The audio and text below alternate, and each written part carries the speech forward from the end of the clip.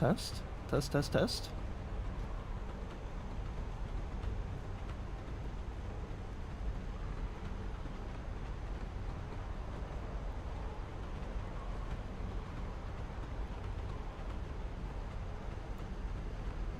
Test? Okay. Test, test, test? Cool, cool, cool.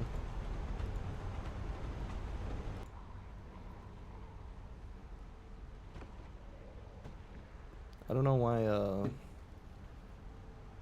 don't know why Streamlabs lets you fucking mute the input track, but still be able to see the bar like showing when you talk. So I was really confused because it was showing that I was talking, but the track was muted. So, not good. Anyways, today I will be playing Lies of P while I listen to this hearing.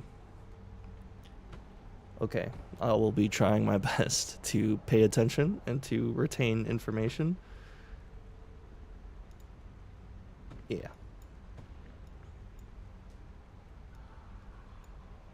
Protection and right to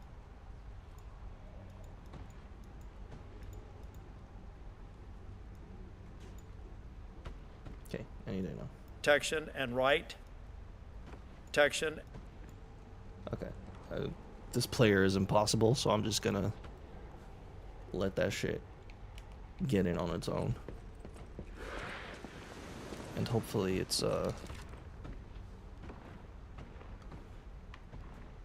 hopefully the volume is good.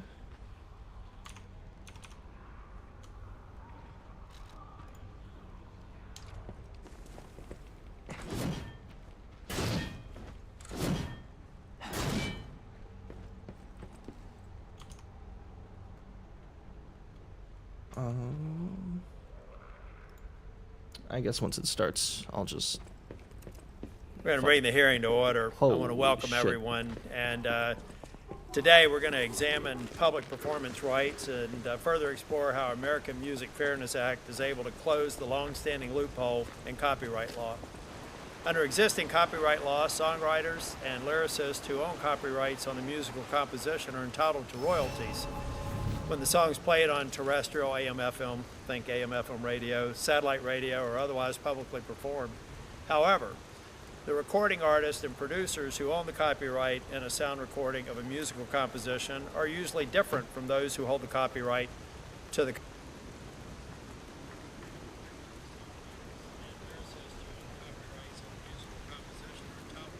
Sick. That's pretty good. composition. The holders of the recording right do not enjoy the same protection and right to royalties as composition rights holders do when the recording is publicly performed. Though the global leader in music, America remains the only democratic nation and one of the few countries globally that does not compensate performers or copyright holders when their songs are played on AM/FM radio.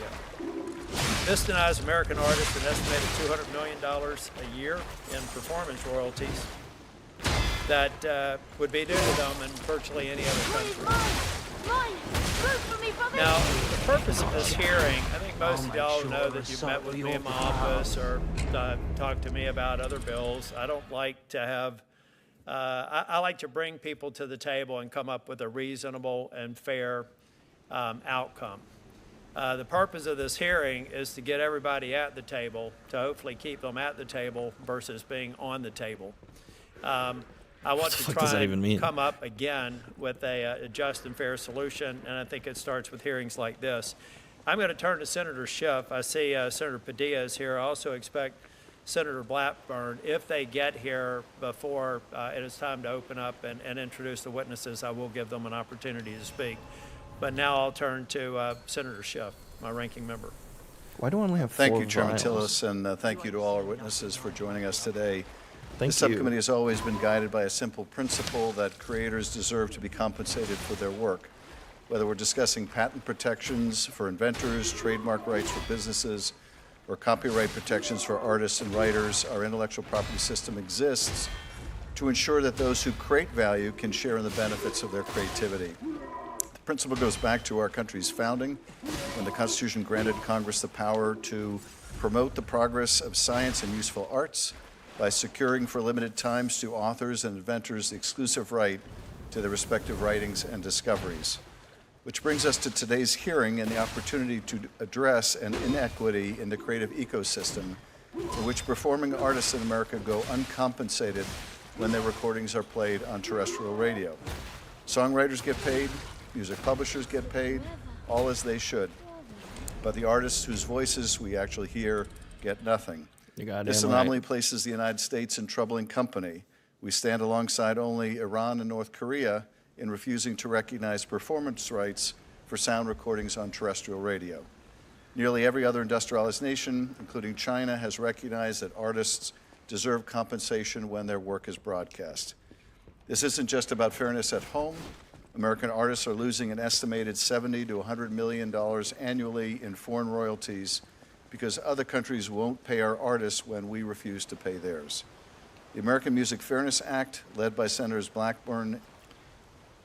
Other countries refuse to pay our artists when we refuse to pay theirs.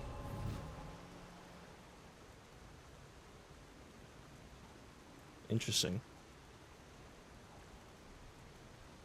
I'm gonna have to look into that. And Padilla offers a bipartisan strategy to address this inequity. And in acknowledging the benefits local radio provides while also recognizing that artists deserve to be paid for their work, this bill includes protections for small and local stations as well.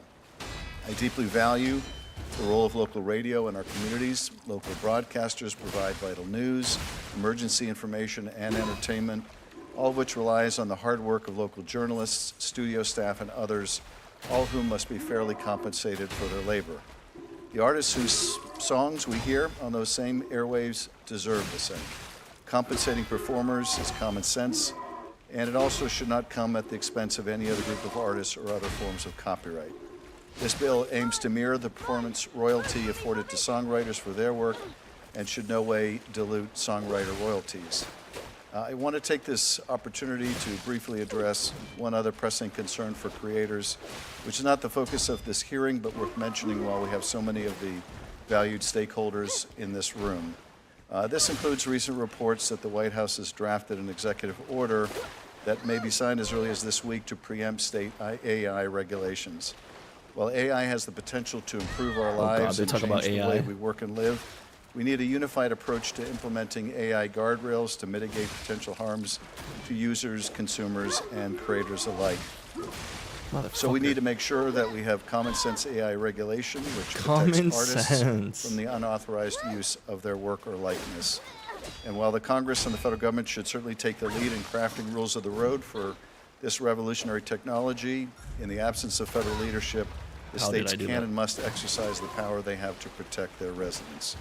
Members of both parties, including several Republican governors, have spoken out against this potential federal preemption and urged Congress to protect state-level AI protections. This bipartisan concern reflects a fundamental truth.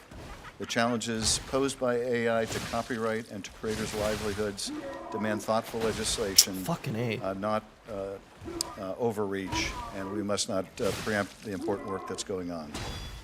The Music Fairness Act is the kind of considered, balanced legislation we should be pursuing to address complex policy challenges, and I look forward to hearing from our witnesses. Thank you, Mr. Chairman. Sure, Padilla. Thank you. Padilla, would you like any comments before the witnesses? Sure, thank you, Mr. Chairman. I appreciate your prioritizing this topic and the proposals for this subcommittee. Hardworking artists make it possible for us to enjoy the music that ultimately becomes the soundtrack of our lives, right?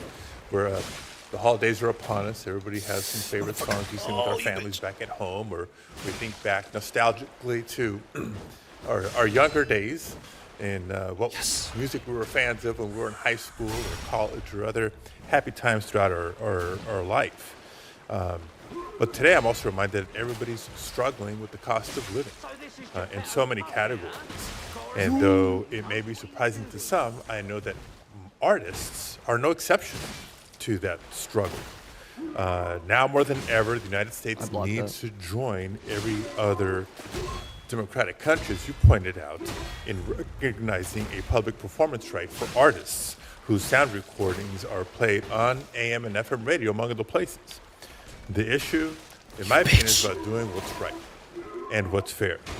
And so I'm glad we're moving forward with the American Music Fairness Act. And I want to be clear that my support for this measure, which I'm co-sponsoring with Senator Blackburn here, is in no ways mutually exclusive with my support for local radio, which also plays an irreplaceable role in our communities, from facilitating emergency responses to uplifting local culture and local news. What the fuck? I I actually forgot he believe had the that. American Music Fairness Act would allow both artists and radio to thrive. So looking forward to discussion today, to exchange with our witnesses Holy. and for this committee as a whole and our Senate to take action sooner rather than later. Thank you, Mr. Chair.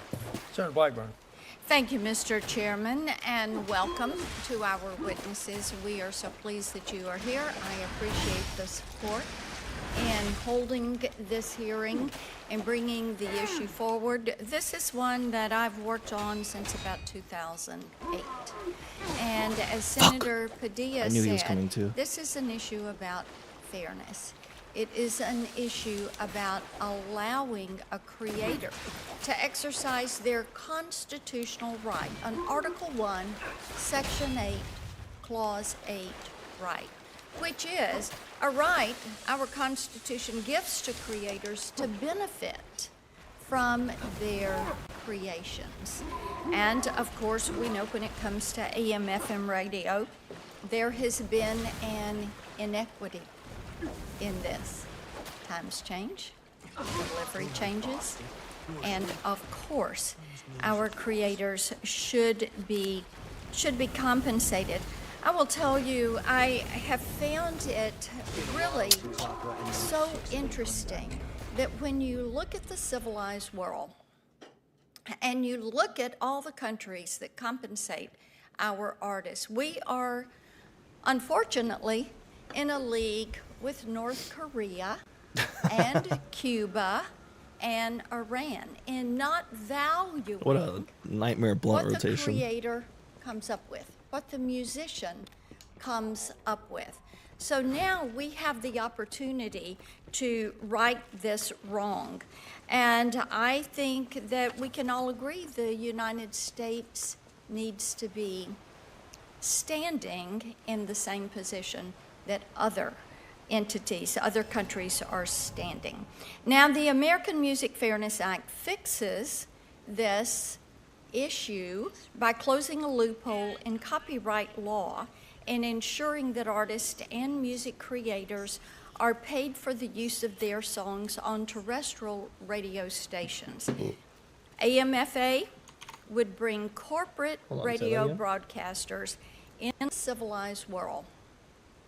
And you look at all the countries that compensate our artists. We are, unfortunately, in a league with North Korea and Cuba and Iran in not valuing what the creator comes up with, what the musician comes up with. So now we have the opportunity to right this wrong. And I think that we can all agree the United States needs to be standing in the same position that other entities, other countries are standing. Now, the American Music Fairness Act fixes this issue by closing a loophole in copyright law and ensuring that artists and music creators are paid for the use of their songs on terrestrial radio stations. AMFA would bring corporate radio broadcasters in line with all other, get this, all other music streaming platforms. Terrestrial radio is the outlier. They're the ones that want special treatment, and we need to end that by passing this bill. Now, Apple Music, Spotify, Pandora, Sirius XM, YouTube, and others already pay performers. I think maybe not enough, but they get paid for their work. And this bill is about common sense and fairness. So let's be clear. Despite what the critics of this bill say, and we have some big radio that doesn't agree with this, I know Mr. Hinton probably doesn't agree with me on this issue, But this bill protects small and local radio stations. This bill provides strong protections for small, college, and non-commercial radio stations. America's artists and music creators, including our witness today, and we're so pleased to have Mr. Simmons with us. Thank you, sir. They have created the soundtrack of our lives. In my state of Tennessee, from Music Row to Beale Street to the hills of East Tennessee, artists and music creators have made their marks. We have an obligation to protect them and to ensure that they have the right to be paid for the product that they create. It is as simple as that. The creative she mean, community has waited a protect very long time the radio for fair station- radio compensation stations? for radio play. And this Congress owes it to our American artists to ensure we finally pay them. We pay them. And they deserve to be paid. So thank you, Mr. Chairman. Welcome to our witnesses. I look forward to a thoughtful exchange. Thank you, Senator Blackburn. I'm going to introduce the witnesses, then we'll go to the oath and then get started on opening statements. Henry Hinton serves as the National Association of Broadcasters, NAB Radio Board of Directors, and as president of the Interbanks Media Company. He operates 5 FM radio stations across eastern North Carolina. I also have to say I've known Henry for probably 16 years, and I view him as a upstanding citizen and somebody who's always been there through several disasters and through COVID and a number of other things. So, Mr. Hinton, I appreciate you being here. I appreciate your show, Talk of the Town. I know that we're not necessarily on exactly the same page on this issue, but I still count you as a very thoughtful person. We appreciate you coming here. Mr. Huppy is the president and CEO of Sound Exchange. Sound Exchange has distributed over $11 billion in royalties to more than 700,000 creators and continues to be the industry's premier sound recording metadata resource, making up 12% of all U.S. recorded music revenue and distributing 90% of the royalties within 45 days. Gene Simmons probably needs no introduction. He's a musician and best known as the co-founder, bassist, and co-leader of the hard rock. I don't necessarily call it hard rock band. This is in my staff notes. I'm going to call it just a good, solid rock band.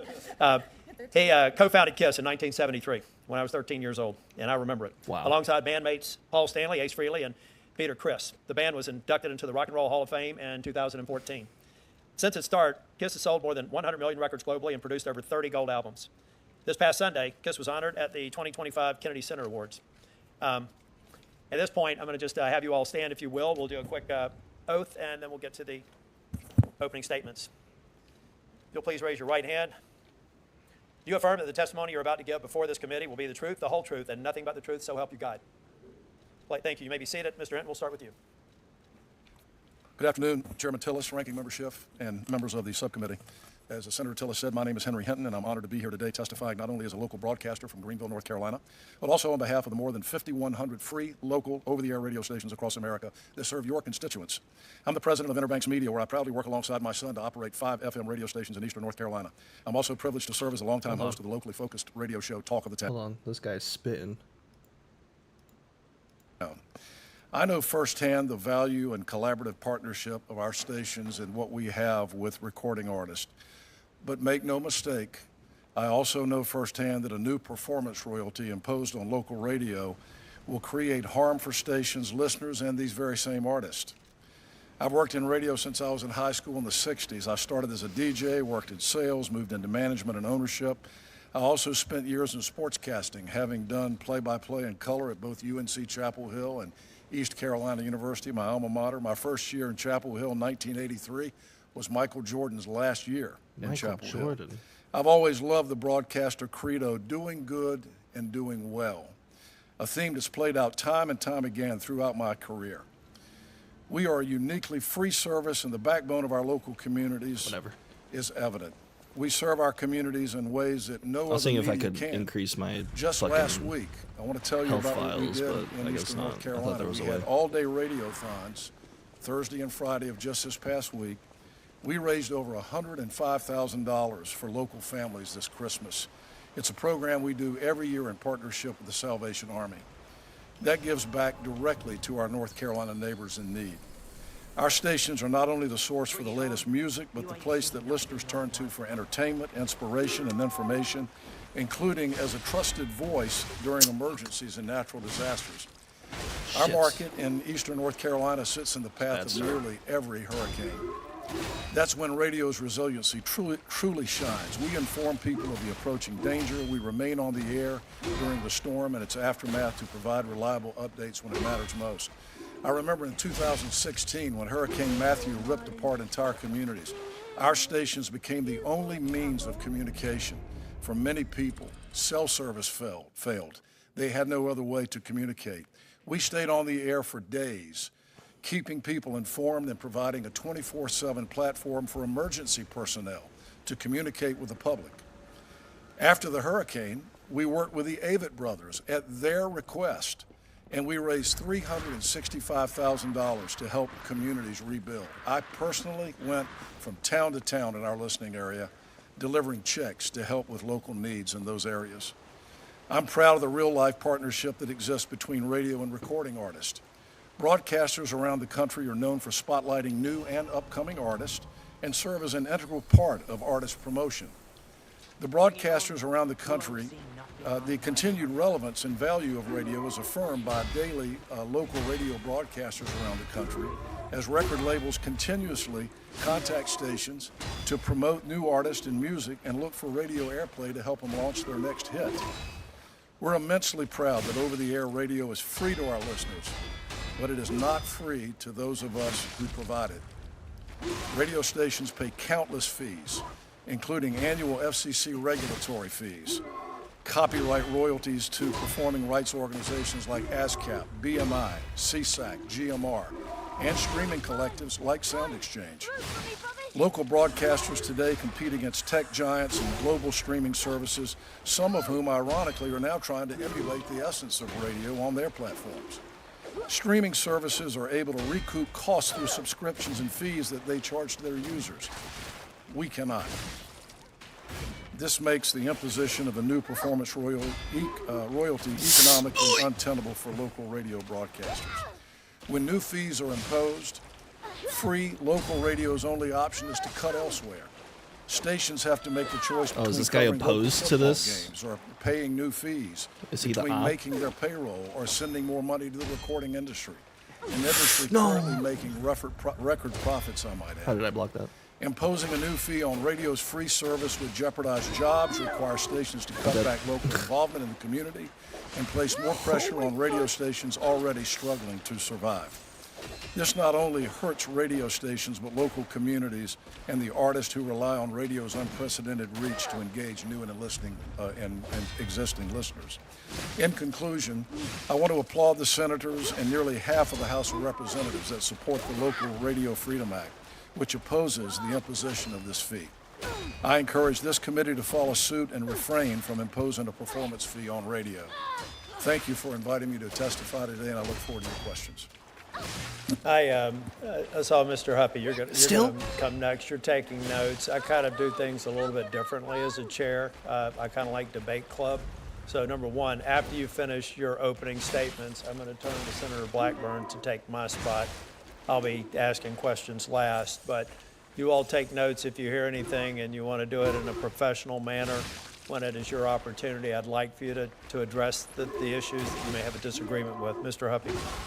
How did I not block that? Thank you, Mr. Chairman. It's an honor to be here today to testify about the American Music Fairness Act. This is the first hearing the Senate has held on this issue in roughly 16 years. During that 16-year period, radio corporations made roughly $250 billion in advertising revenue, Michael while Hoop recording artists were paid was the CEO of Sound exactly Exchange. zero. At that 2009 hearing, former Chairman Leahy said, quote, "It appears the broadcasters are using someone else's property without compensation. That might be okay in other countries, but it's not consistent with American property laws." God is us. Mr. Chairman, it was true then, and it's true now. On God. As Senator Blackburn posted last week and stated again here, quote, "The United States is the only industrialized nation in the world that does not pay performers Holy shit. when their music is used on AM/FM radio. In fact, even Russia and China pay. We are in the company of the most notorious abusers of property rights in the world, joining North Korea, Iran, and Cuba. Go away. Let that sink in for a moment. Let that sink Because in. we don't pay artists for radio in the U.S., other countries use that as an excuse to avoid paying Americans. It's gotten so bad that countries like France will actually collect American royalties, yet give those American royalties to French artists. Americans are losing out on hundreds of millions of dollars overseas every year, on top of what they are already losing here at home. And Mr. Chairman, the music landscape has changed dramatically since the last time the committee took up this issue. Back then, broadcasters argued that radio promotes artists by exposing listeners to new music. But that is no longer the case. How did that hit me? Streaming platforms like Spotify and Apple Music now account for 85% of music industry revenue, while music discovery actually happens on social platforms like TikTok and YouTube.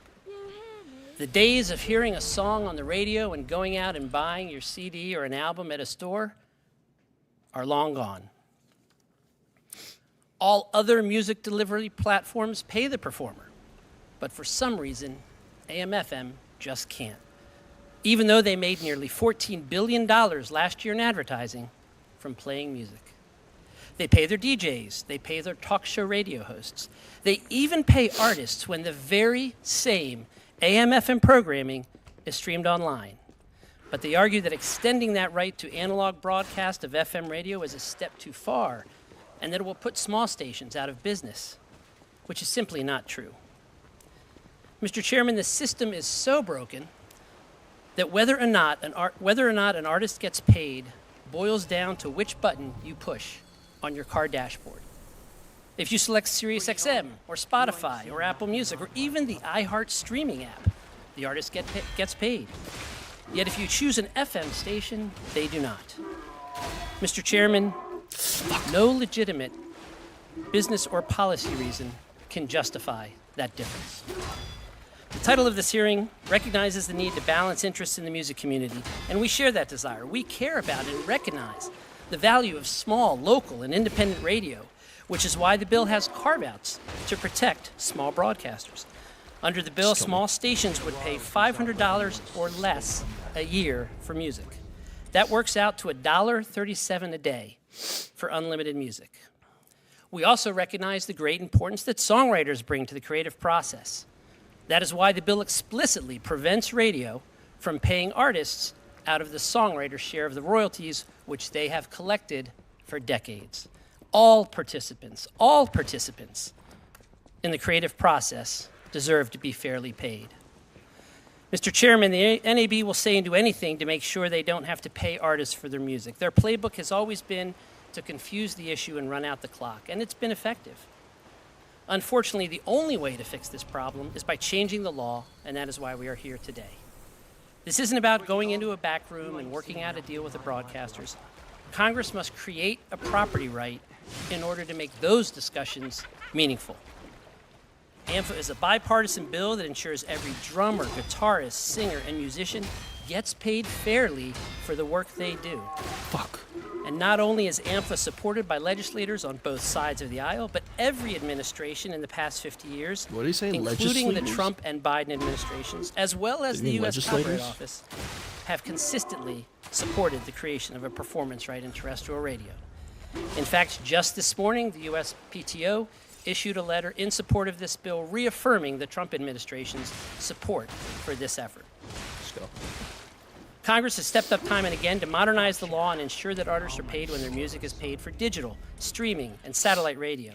But it has yet to fix the problem for AM/FM Boogers radio. that just won't go away. In closing, Mr. Chairman, we're simply asking you to finally close this glaring loophole in our copyright law, closing? which has been giving one of the oldest music delivery platforms Motherfucker, what do you mean in closing? There's an hour left in this. What are you talking about? a free ride for too long. Just 2 months after the Senate hearing in 2009, the Judiciary Committee marked up and approved the bill on performance rights. Mr. Chairman, I hope this committee repeats that history and moves to mark up the American Music Fairness Act without delay, just as it did 16 years ago. Thank you for your time. I look forward to your questions. Wow, thank Mr. you, Simmons. Michael Hoopy. Mr. Simmons, if you, the button needs to be red. Yeah. Red means on here. Thank you, Mr. Chairman. I was happy to see many of you this Sunday where KISS, our little band, was honored at the Kennedy Center with President Trump. I'm proud to say I first met President Trump years before he got into politics, and I'm happy to remind everyone here in this room that our President Trump signed the Music Modernization Act in 2018.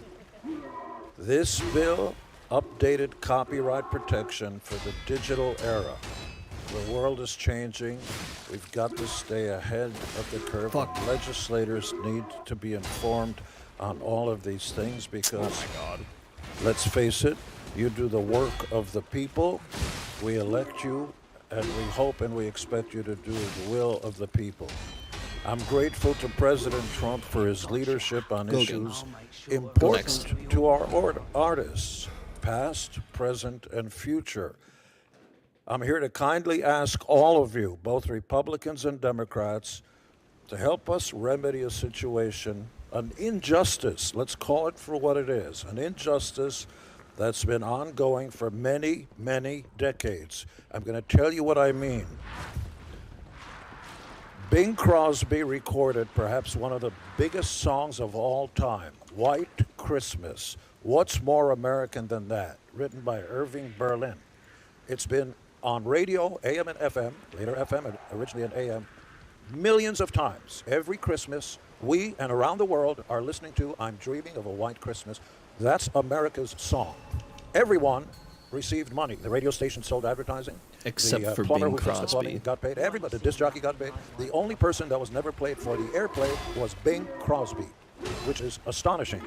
And I want to talk about why this is called the American Music. You got to stop there. American Music Fairness Act. Yes, it's an act that's fair because there isn't fairness ongoing right now, but it's American music.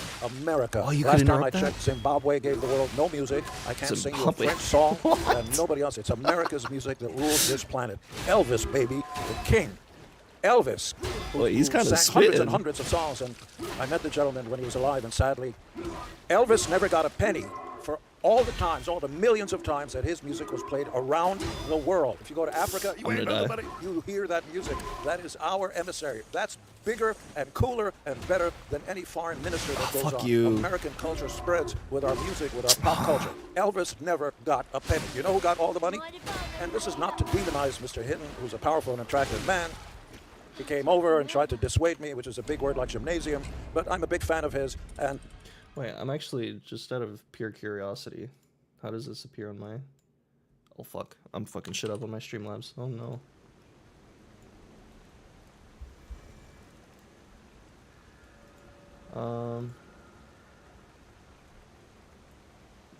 Fucking... Mariah Carey, or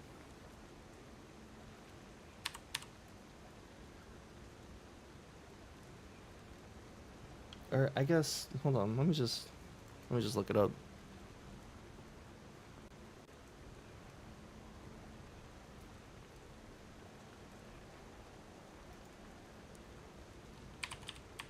What is happening? Mariah Carey. Surely. Stop. I'm not gonna get dinged for that, right? I'm on YouTube. It was like 5 notes. I'm not gonna get dinged for that, right? Oh god. Okay, yeah, Mariah Carey was a writer for this song. Good. Because I was about to say, if Mariah Carey was not a writer for All I Want for Christmas, imagine all the money that's being left on the table for her. more power to him. He works hard and he's got 4 radio stations. God bless America. I hope you have 400. God This bless bill, when it's America. passed, because the word "if" is for losers, we are going to pass this. Dude, I swear to God, if I get dinged for copyright for those 4 notes that played from that song.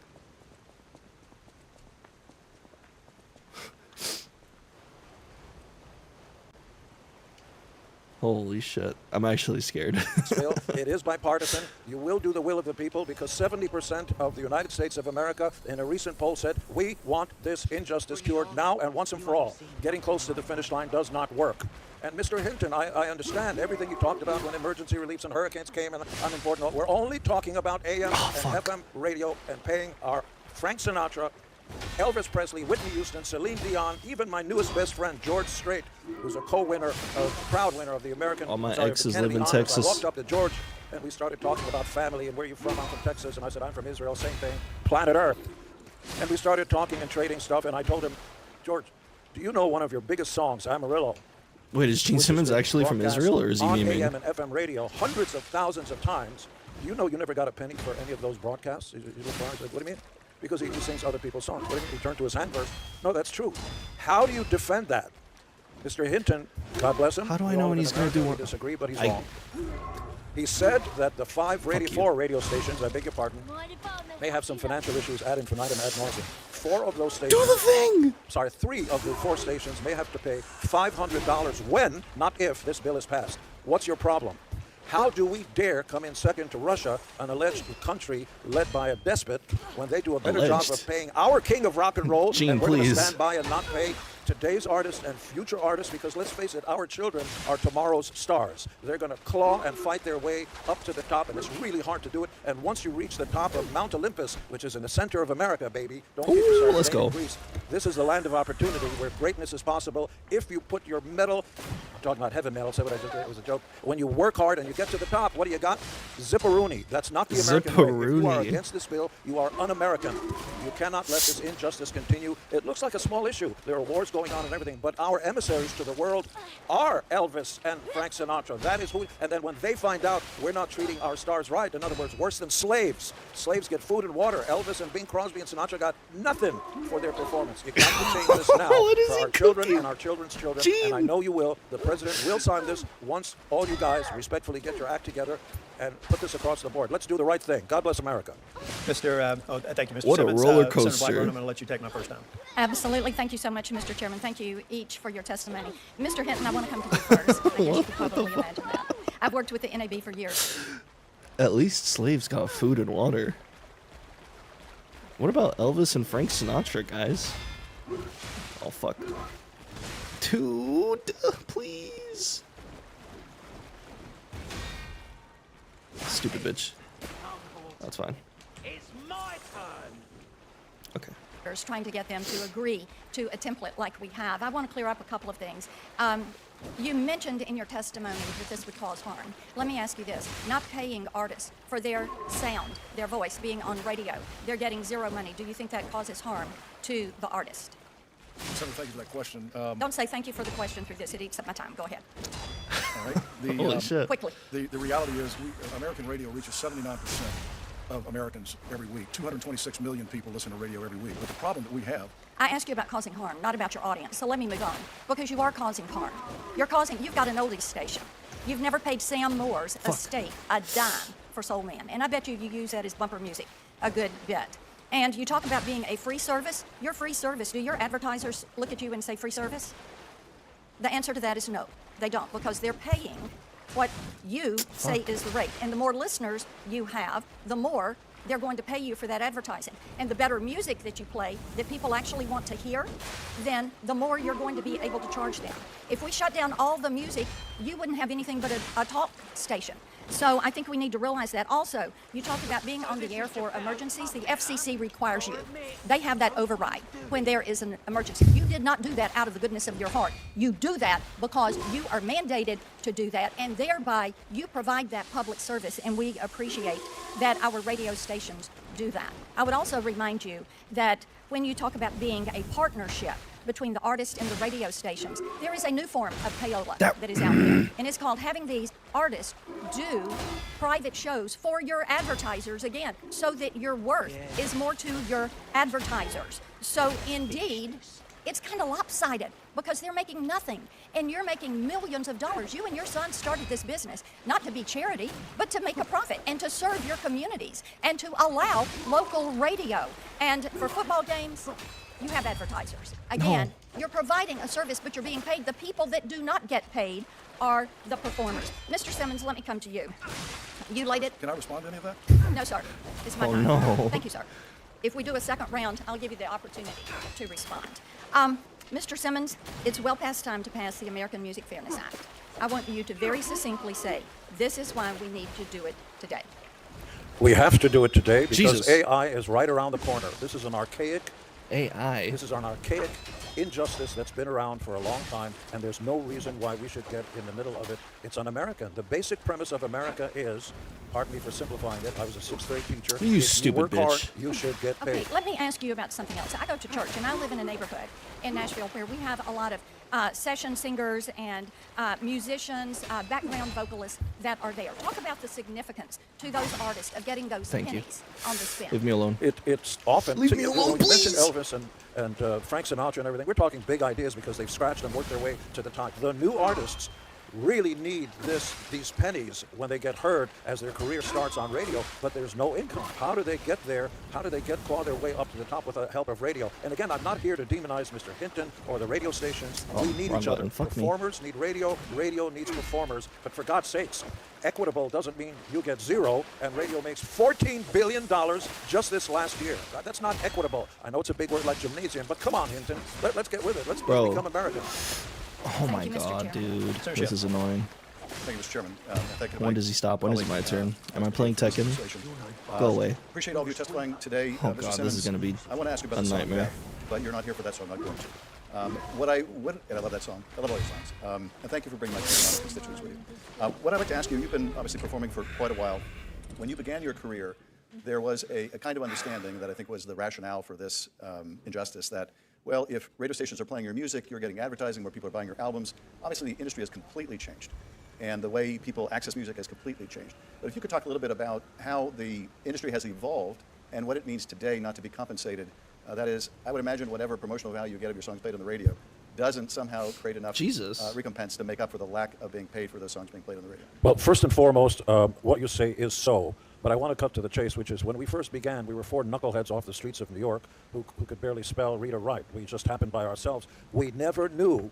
No one. Artists are not qualified to understand the business model. We didn't have a business manager. I didn't know that once you get a song that goes on radio, radio is not going to pay you to play the song. But they will have the right, I will say this again, they have the right to use our name and likeness. And you're talking about trademarks. You use my trademark without my permission. Otherwise, I'm going to take your house and your firstborn. Are you kidding me? So radio uses billboards across the country's highways of America to promote the radio stations so that people will tune into their station because they are hearing our voice on their station so they can sell advertising. And more power to you. You should be making more money, become more successful, but the new artists are not going to get their fair shake. There are barely record companies left. The entire music industry is in disarray, and all these pennies are so important, especially for tomorrow's stars who are being born today. This is for our children and for our children's children. We can't just let them out in the cold and not have a way to get paid for their hard work. Thank you. And Mr. Huppy, I know when your son was very young, he ran for school office with the theme song, Don't Worry, Be Huppy, Yes. which was brilliant, by the way.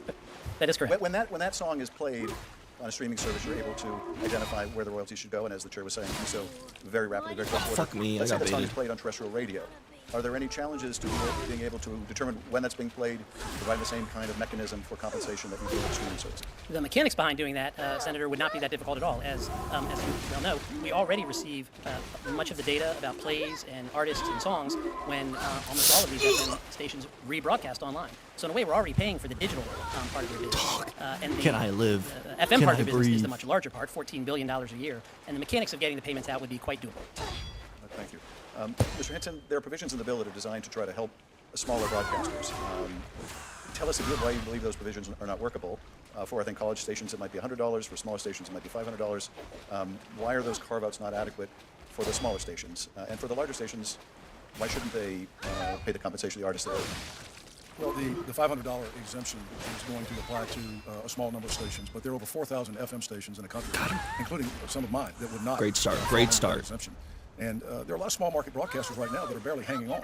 And understand, it's not $500. It's another $500 on top of FCC regulatory fees and all the PROs that we're already paying. Radio stations are being inundated Oh, with no. PRO fees. Not the Senator Tilson and I had this PROs that we're conversation for the last couple of paying. years. The whole landscape, the ecosystem that's worked for 100 years That's is fine, under give me all the strain time. on streaming services. Streaming services are a problem for performers. They're a problem for radio stations. We are competing with streaming services that are owned by the largest big tech companies in the world. And our revenues, as a result of that, are dropping.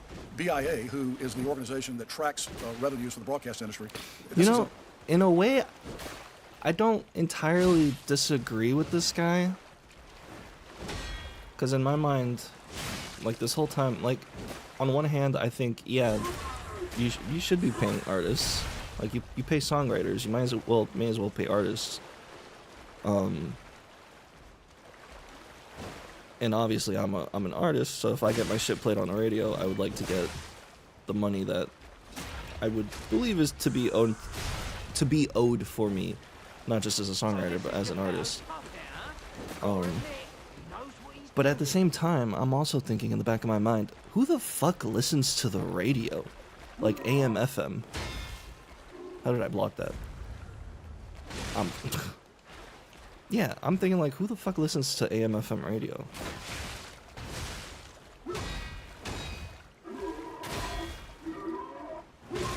This is a terrible time for me to start engaging with this video, because you motherfucker. It's too early for you.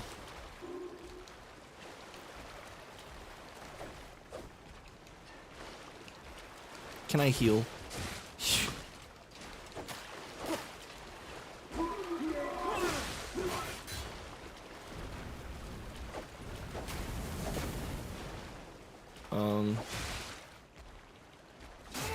Yeah, no, I could sympathize with it. This is a very important fact.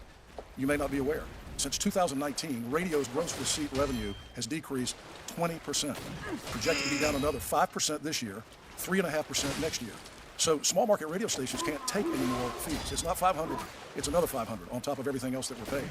And I'll tell you, anybody that thinks $500 is a small chunk of change has never had to run a small market radio station. Thank you. I'll yield back, Mr. Chairman. Mr. Hinton, you'd ask if you want to make a brief comment in response to Senator Blackbird's questions, you can, then I've got questions for you. Yes, you know, I'm a little bit surprised. Point that blank, radio's I'm right here, brother. You don't need to do that. People that this ecosystem that we operate in has been working for both the radio industry and the music industry for 100 years. As you're answering the question, can you give me a sense of what's different about Europe and the stressors that they have economically, and they're still achieving the reimbursement? What's different about the American terrestrial radio option and the European option where they seem to have resolved this issue? Well, the first thing I would say to you is that radio stations in America are free, and we're part of a free market system. If you go to European countries and some of the countries that have been mentioned, radio stations are owned by the government.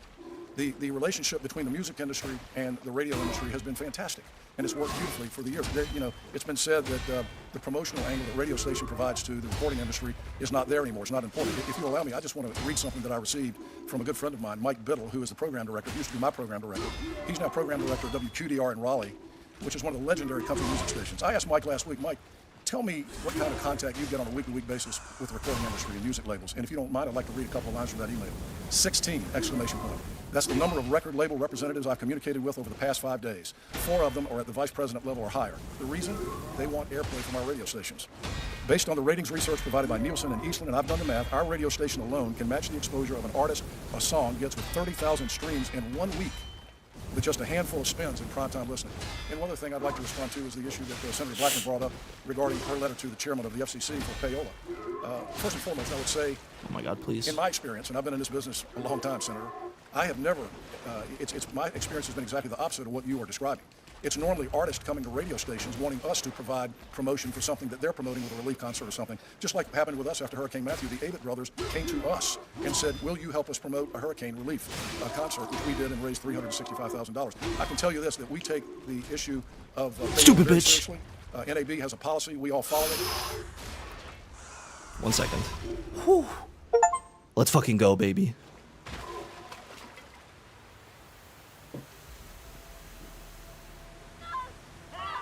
This puppet's crazy.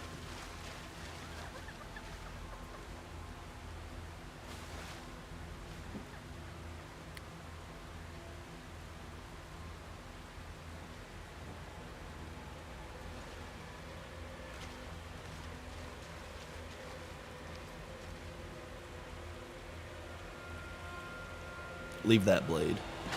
Or not. Okay, my bad. Damn you. You'll pay for that. Okay. We're very serious about following payola and not breaking any federal laws, especially that one. Last question for you, Eliminated. or for me. Have you modeled what the economic impact would be on your stations, or has NAB done any modeling on what the economic impact would be Good question. on various stations if this bill is ratified? Well, let me start with this, Senator. The radio industry is free over the air. when we hear about these other streaming services that are paying performance rights, remember this: they can pass their fees on to. Yeah, I get that. But I'm trying to get at is the economic impact and what stimulated. This isn't from my staff notes. Well, what again, stimulated you and I've had this conversation before. I think we should be advocating for is for Congress to take a look at the entire ecosystem. Well, I got you. All PROs. But I'm just trying to get back to the NAB in particular. I wouldn't expect you on your radio station to have done some modeling about what the impact would be. You're asking me for a percentage of how it would impact us? I'm trying to get. We've already, there's a stipulation that some of the smaller market or college radio stations be either $100 or $500 impact. So I'm trying to get what that's not a lot. It would have a de minimis impact in terms of performers compensation. I'm just trying to get a sense of what this would represent to a radio station like yours that would not necessarily enjoy the carve out or the exemption. Roughly what it's going to cost. And I would assume I honestly don't know the answer to that question. It's going to be on a per station basis. Yeah. I think it'd be helpful, as we move forward to get. It would seem to me it'd be deterministic to look back 12 months, look at what you played, and then determine if the law would pass, what it would be. But I think that'd be helpful for the record. Well, Mr. Huppy, do you have any insight on? Well, here's the other thing when I'm talking with the NAB. They talk about bad actors. I'm not going to name three-letter players in this industry, but they talk about some other folks that are constantly breathing down the broadcasters' back. Are you sympathetic to any of that with some of the music distributors and the way that they're treated? Yours is a very different model, but I'm just kind of curious. Yeah, we're not in the radio promotion business, so I'm not as familiar with that, Mr. Chairman. I will say, in terms of the answer to your last question, you asked about sort of modeling out. I will say, again, I share the respect for Mr. Hinton and the amazing network that he's built out, but 4 of his 5 stations would be eligible for the $500 a year carve-out. And the other comment, if I could, Mr. Chairman, there's a lot of talk about promotion here. The bill takes into account any promotion effect. If there truly is promotion, then I would suggest the broadcasters can put their money where their mouth is and recognize it will be a factor expressly considered by the people that set the rates for this. We could debate whether there's promotion or not. I mean, as you heard earlier, 85% of all revenue comes from streaming. I think you've heard Mr. Hinton say twice that they compete with those streaming platforms now. It's no longer about promotion, it's about competing. And one last point, Mr. Chairman, let's say there is promotion, hypothetically. I don't know why that should be a free ticket to take people's property with neither permission nor payment. Radio broadcasts Major League Baseball games. It is undoubtable that increases the promotion for baseball. It raises the value of the franchise. And no one for a minute would suspect or suggest that they don't get licensed by Major League Baseball. I don't know why music should be any different. Thank you. My time is over. Before I recognize Senator Padilla, I think Beth was a good song. It was Peter Criss who sang leads, the drummer. Senator Padilla. Thank you, Mr. Chairman. Thank you to all the witnesses for your participation today. I do want to begin with questions for Mr. Simmons, and I especially appreciate you because you're not just here advocating. Sale of 10 Ergo complete. I like our old broker man because he always pays well. But when he's in a hurry, it's hard to secure the Ergo sometimes. He needs. Sometimes I wonder if he devours it or something. What does he need the Ergo for? Does he really eat it? No scribbling on the ledger, kid. The alchemists are asking for more gold coin fruit. It's not easy to get, so this could be a problem. I think the hotel guys are slowly catching on to what's going on. We can physically clash with them, but that's a last resort. Our sibling safety comes first. Acquired 5 Ergo. I'm real close to the end of this job, selling corpses, just a bit more. I don't have enough to escape this blasted city. The proposal from the alchemist is tempting, but I'm running short on Ergo, and I'm not sure about it. Think about an expedition to the Barren Swamp. The Barren Swamp. For your own self-interest, Of course, you're there's a advocating for all swamp artists. level. No, I think that's not the headline. The headline is I've done well thanks to the American dream. And I often say God bless America, and people think I say it for a soundbite. I'm the proud son of a concentration camp survivor, and for me those words mean something, and we should all get over the cornball eye-raising things and realize where we're living. This ain't about me, my friend, because I've done very well because America gave a first-generation legal immigrant the chance to do well, and it was not easy. I had to learn the language. I had to stop talking like this, dress British, think Yiddish. You know what I mean. I had to learn the culture, claw my way up to the top with 3 other guys that understood it with no managers, no nothing. Do it the old-fashioned way, roll up your sleeves. America's giving you the chance. The rest is up to you. It's not about me. I'm on top of Mount Olympus. As I said before, I was thinking of buying the building. This is about the future of our children. Trying to make, because you've been blessed and you've done well. And I think there's a misperception in the general public that most artists, if they kind of recognize the name, oh, they must have made it. They're all on top of Mount Olympus, but that's not the case. So what I want to hear from you is to kind of reflect back to the earlier stages of your career. What would these type of royalty payments mean for emerging artists who are trying to build their career? Every little bit helps. At the outset, I understand that a brand new artist isn't necessarily going to help a radio station get to a point, but perhaps I scratch your back. When they get bigger, they'll be more appreciative of WXRP or whatever that's called, and say, you were there for me then, I'm going to be, it's about relationships. But if you work hard, the American way is you must get paid. You cannot verbally or otherwise, ethically, morally, and perhaps once this bill is passed, legally validate the notion that somebody who works hard is going to get nothing, while a corporate entity, well-meaning though it may be, is receiving $14 billion just this last year. And as you articulated in your opening remarks, there's a reason this is called the American Music Fairness Act, because the way we're not asking. Unfair. Hold on. That's If fine. it was unfair decades ago, is it more or less fair today, given the change in technology, the change in the industry? It's not just Yes, radio it's more revenue or unfair. not, It's more streaming. unfair now because once 1988 or so, when Napster started downloading and all that, and remember, we're only talking about in this bill AM, FM. We're not talking about streaming or anything else. That's for another bill, another time with other folks. It's a simple idea. My friend, when I go on the highways of America, is my radio station, and I'll turn to AM or FM to hear the music I want to hear, and they're playing it and charging advertising and so on. The people who are on that, who are singing my favorite song, are getting zero for that performance. That's got to change. I don't know if I answered your question, but I thought I was profound anyway. Absolutely, absolutely. My last question, my time remaining, is for Mr. Huppy. Can you talk? We've focused on radio station owners, the broadcasters. We focus on artists. Are there other folks in the industry who? To see you, Mr. Stalker. Who are you again? Hello. It's a relief to see you. Oh, is this guy? I'll get straight to the point. I found the gold coin tree. Who knew it was right beside us? But there's a problem. When I tried to pick the gold coin fruit, it resisted me. I couldn't even get close. It actually burned me. It's probably because I have the petrification disease. Pathetic, yeah. So close, yet so far. If you pick some gold coin fruit for me, I'll give you a reward. I heard the alchemists made a device capable of fully utilizing. I ignored it, assuming it was just a legend. Interact with the same test statue at the Grand Exhibition. I might look urbane now, but I heard about a vendor who sells plant alchemy boosters. They might work on this tree, too. The people of ancient Krut, they claimed special powers after it's said to react to someone who has ergo. Maybe you'll find a star to wish on.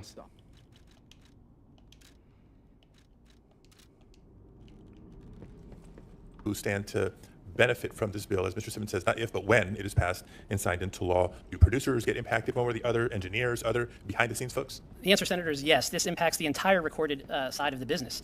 Many people participate in the creation of a recording. It's a huge part. It's a huge investment for the industry. It's what we all listen to when we turn on the radio. So, it's artists and record labels, studio producers, background musicians, background vocalists, engineers. It's a very hard job to bring a successful recording to the world, and all of those folks would benefit from this bill. Last quick question, Mr. Chairman, if you'll indulge me, for Mr. Simmons. Not on the bill itself, but my youngest son, his name is Diego. He's 10 years old. He has quickly fallen in love, not with the bass, but with the electric guitar. What advice do you have for him? Have a fallback position. And I say this seriously because since the advent of downloading and file sharing, where artists are actually getting minuscule amounts, barely able to get by. And by the way, I was a sixth grade teacher at a college. A gold coin tree in a place like this. You can harvest gold coin fruit at set times from the gold coin tree. The fruit is used in several different places. Use boosters to speed up its growth. This fruit that resembles a rare fruit produced by the gold coin tree. Take it to Giangio. He will recognize its value. The fruit that resembles gold holds miracles and is thus a precious wonder drug. However, no matter how bewitching a miracle may be, it always comes with a price. I have 8. Holy shit. $9 or dollars. 9 minutes. Recalibrate P organ. Dog, I'm still getting tutorial messages. Holy shit. You can recalibrate the P organ by removing equipped quartz or by equipping quartz elsewhere. Unlocked phases will remain accessible even if quartz is removed. When re-equipping quartz, you can immediately access the synergy. All these words are going over my head, bro. You can recalibrate the P organ. What is the P organ again? Increase pulse cells. Absolutely. I forgot how to do this. It's been a little bit. I was stuck on that boss for a minute, dog. It has been a minute.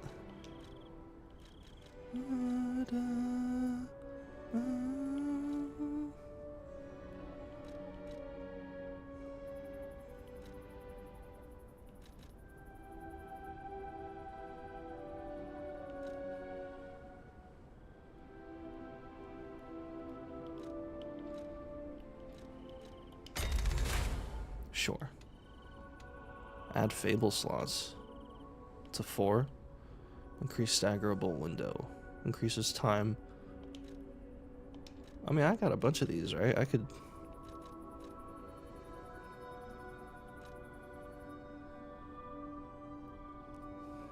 College education. I worked at Williamson and Williamson. I was the assistant to the director of the Puerto Rican Interagency Council, Boricua. You know what I'm talking about? The original Indians in Mexico, Magdalena Miranda, it was a government research and demonstration project, and because I had skills, I could type 90 words a minute, fix hexagraph, mimeograph, ad infinitum ad nauseum.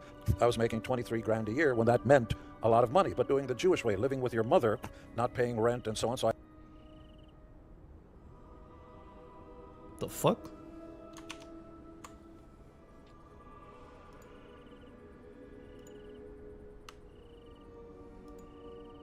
Oh god.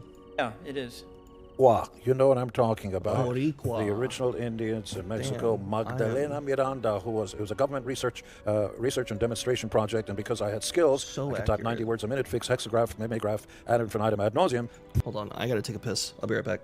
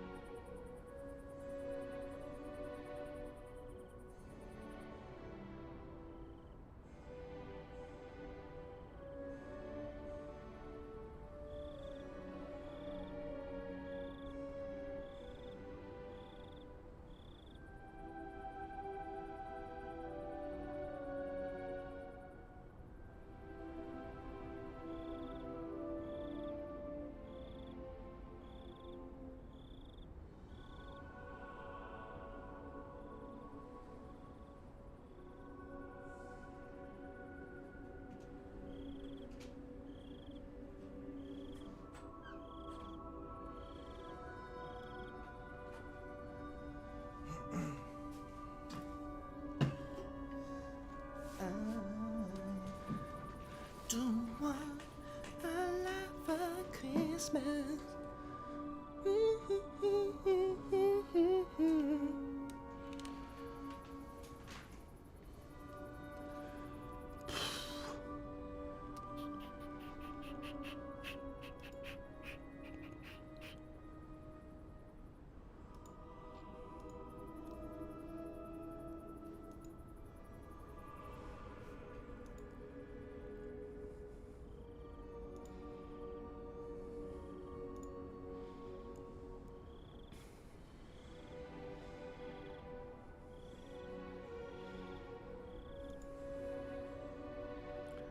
Da, da.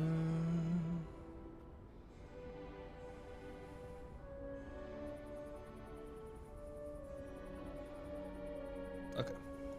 I was making 23 grand a year when that meant a lot of money, but doing the Jewish way, living with your mother, not paying rent and so on. So I amassed a large enough amount that I could support the band. We were forming together without managers and everything else. The advice I have for I feel like the rest of this is just not that important.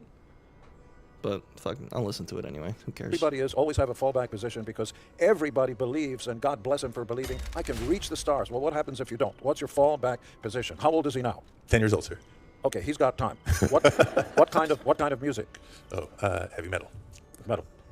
You know what? There's the 10,000 hour principle. There was a book about it. The harder you work, the luckier you'll get, and always have the fallback position. By the way, if it's not a musician, right. there are managers and other things and personal. America's largest export besides aerospace is entertainment. Our emissaries are our pop culture heroes, and that includes rock stars. The Give me term one more. rock star is not just applied to music, but to politicians. When somebody's really good, you see Mr. Schiff over there, that's a rock star. You're applying a music term to that. When you Pass the bill.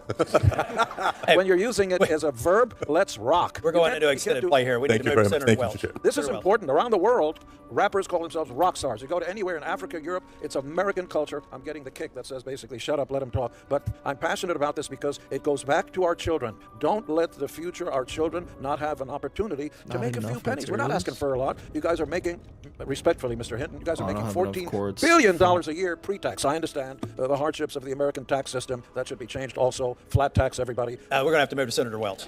Okay, if you've got a solution for that, we'd like to see the bill tax. I've been We're working enjoying on it. I've been enjoying the concert. No charge. All right, there's two values, all right?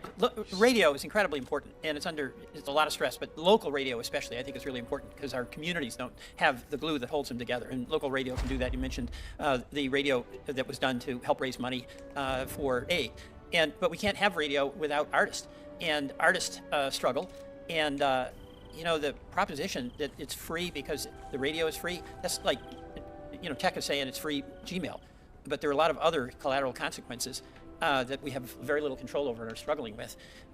So how do you answer the basic question that if you broadcast somebody's creative work, they shouldn't get paid?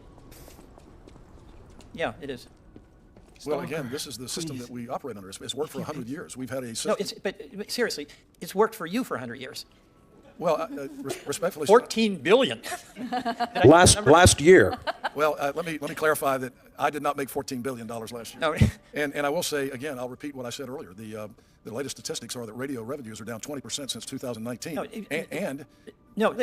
Here's why I'm interrupting. It's just a basic fact. It should be a basic value. If you provide a service to me, I come in and I want to get radio advertising, you charge me money for that, and I benefit.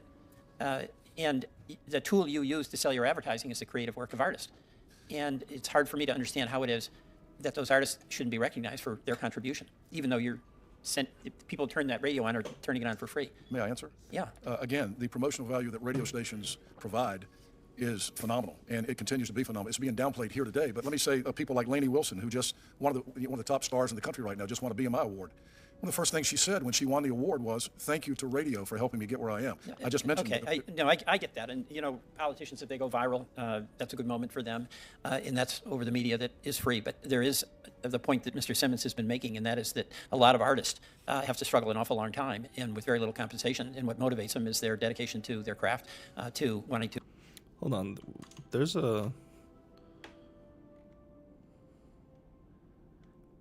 The name of this is Balancing the Interests of Local Radio Songwriters and Performers in the Digital Age. Going back to what I was saying before, it's great that we're talking about paying artists, or performers in this case. I don't hear anything about the interests of local radio. It feels like they're just kind of shitting on this dude. And I kind of feel bad. Because he's making, he's making a good point. I don't know, man. I can't remember the last time I think the last time I intentionally listened to the radio had to have been 2019, 2018. That was a long time ago. So, yeah, I don't know. I kind of wish they would, I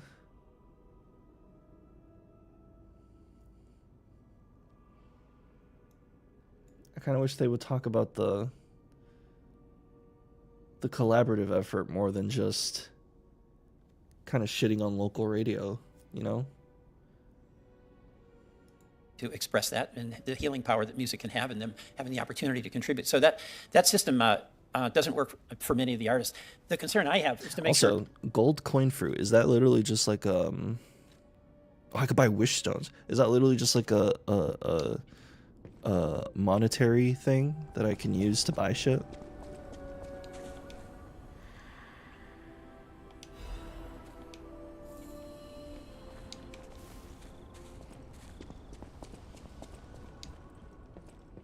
Stalker, please. Shut the fuck up. Star fragment. Can be used. Oh, I don't care about that. I don't need help. Ever. So I can buy wish stones. Interesting. Okay. This is the one that I have. Max stamina. Restores spec. Don't care. Increases Fable's charge amount for a set period. I don't really care. Restores Legion. That could be useful if I ever need it. Explodes when Spectre is hit. Don't care. Spectre.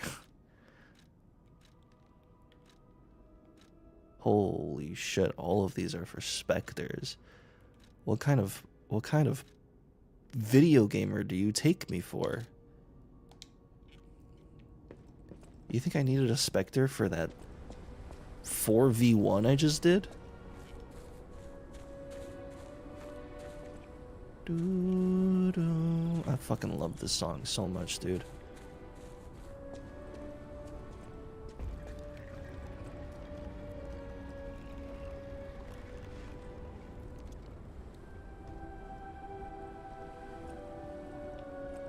That a lot of these small radio stations that don't make the big money, and they play an incredibly important role in Vermont.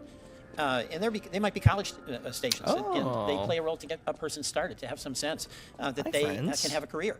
But that radio station can't afford anything. Yeah, Senator Welch, just to, for the bill we're talking about today, there is a $100 cap for college stations, $500 cap for certain. No, and Oh, wait, hold on. Important piece of information right there. Okay, 124.50. The concern I have is to make sure that a lot of these small radio stations that don't make the big money, and they play an incredibly important Oh no, did I fuck up the thing? role. Stop. Oh my god. In Vermont, and they might be college stations, and they play a role to get a person started, to have some sense that they can have a career. But that radio station can't afford anything. Yeah, Senator Welch, just to, for the bill we're talking about today, there is a $100 cap for college stations, $500 cap for certain low market stations. I think that's great. What does that mean? A $100 cap for college stations. $100 for what?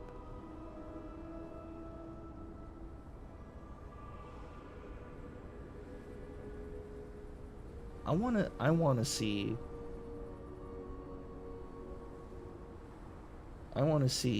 the specific.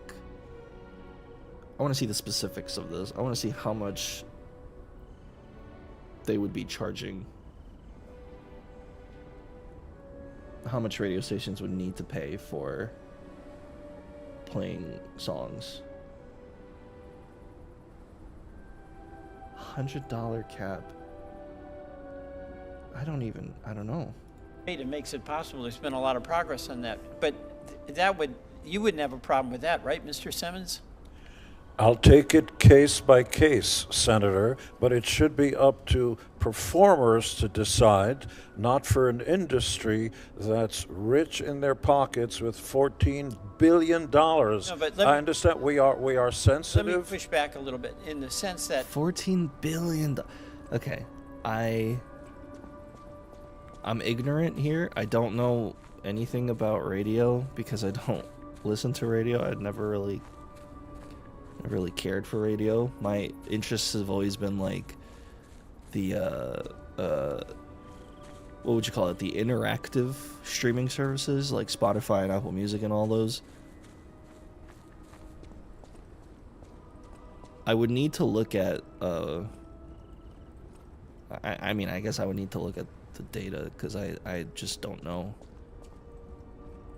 Like, is the radio station industry really like a are we really dealing with big radio here? Is that really the case?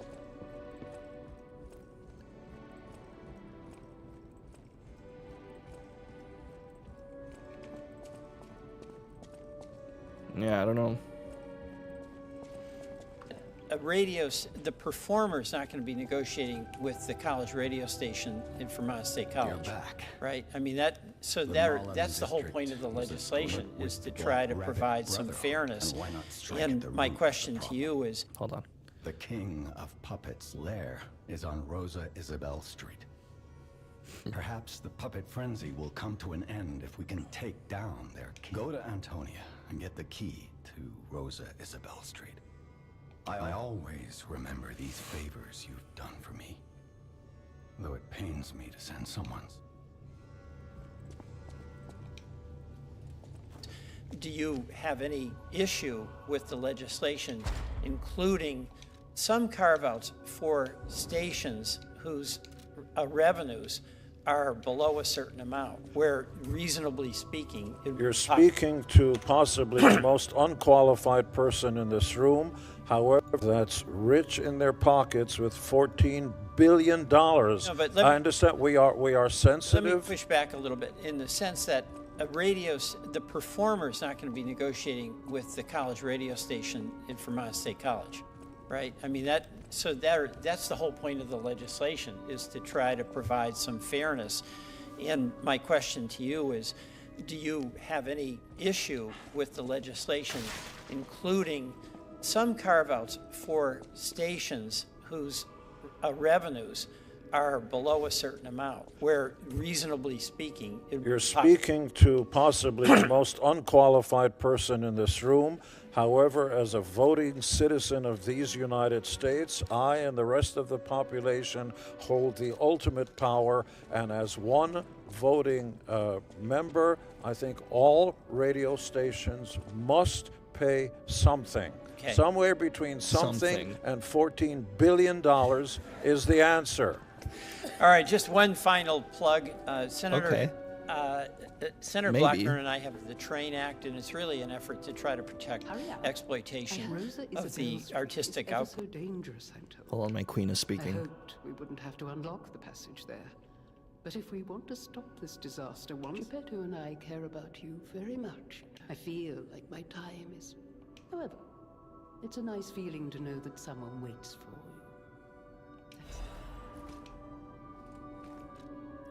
Key obtained from Antonia. Rosa Isabella Street had become a hell of fierce fire and blood, as well as the puppet's stronghold. However, some must escape this place for salvation. If you came... I knew the tree was at the hotel, of course. I heard it's optimized to respond. The Krat disaster caused the alchemists to fight. Many people died or went missing. I stopped cooperating with the alchemists. Protecting the hotel was too important. I had no idea the Black Rabbit Brotherhood. The hotel is Krat's last place. I'm going to protect you and the people inside until the day I die. If you were in my... Of products through AI. And I would just like to hear from each, just a yes or no. Do you think we should protect intellectual property, the creative content, Respectfully, being exploited with it? May I take some AI? of your time, Senator? To I didn't want you to that say... he's already 40 seconds over, yes. Very clearly.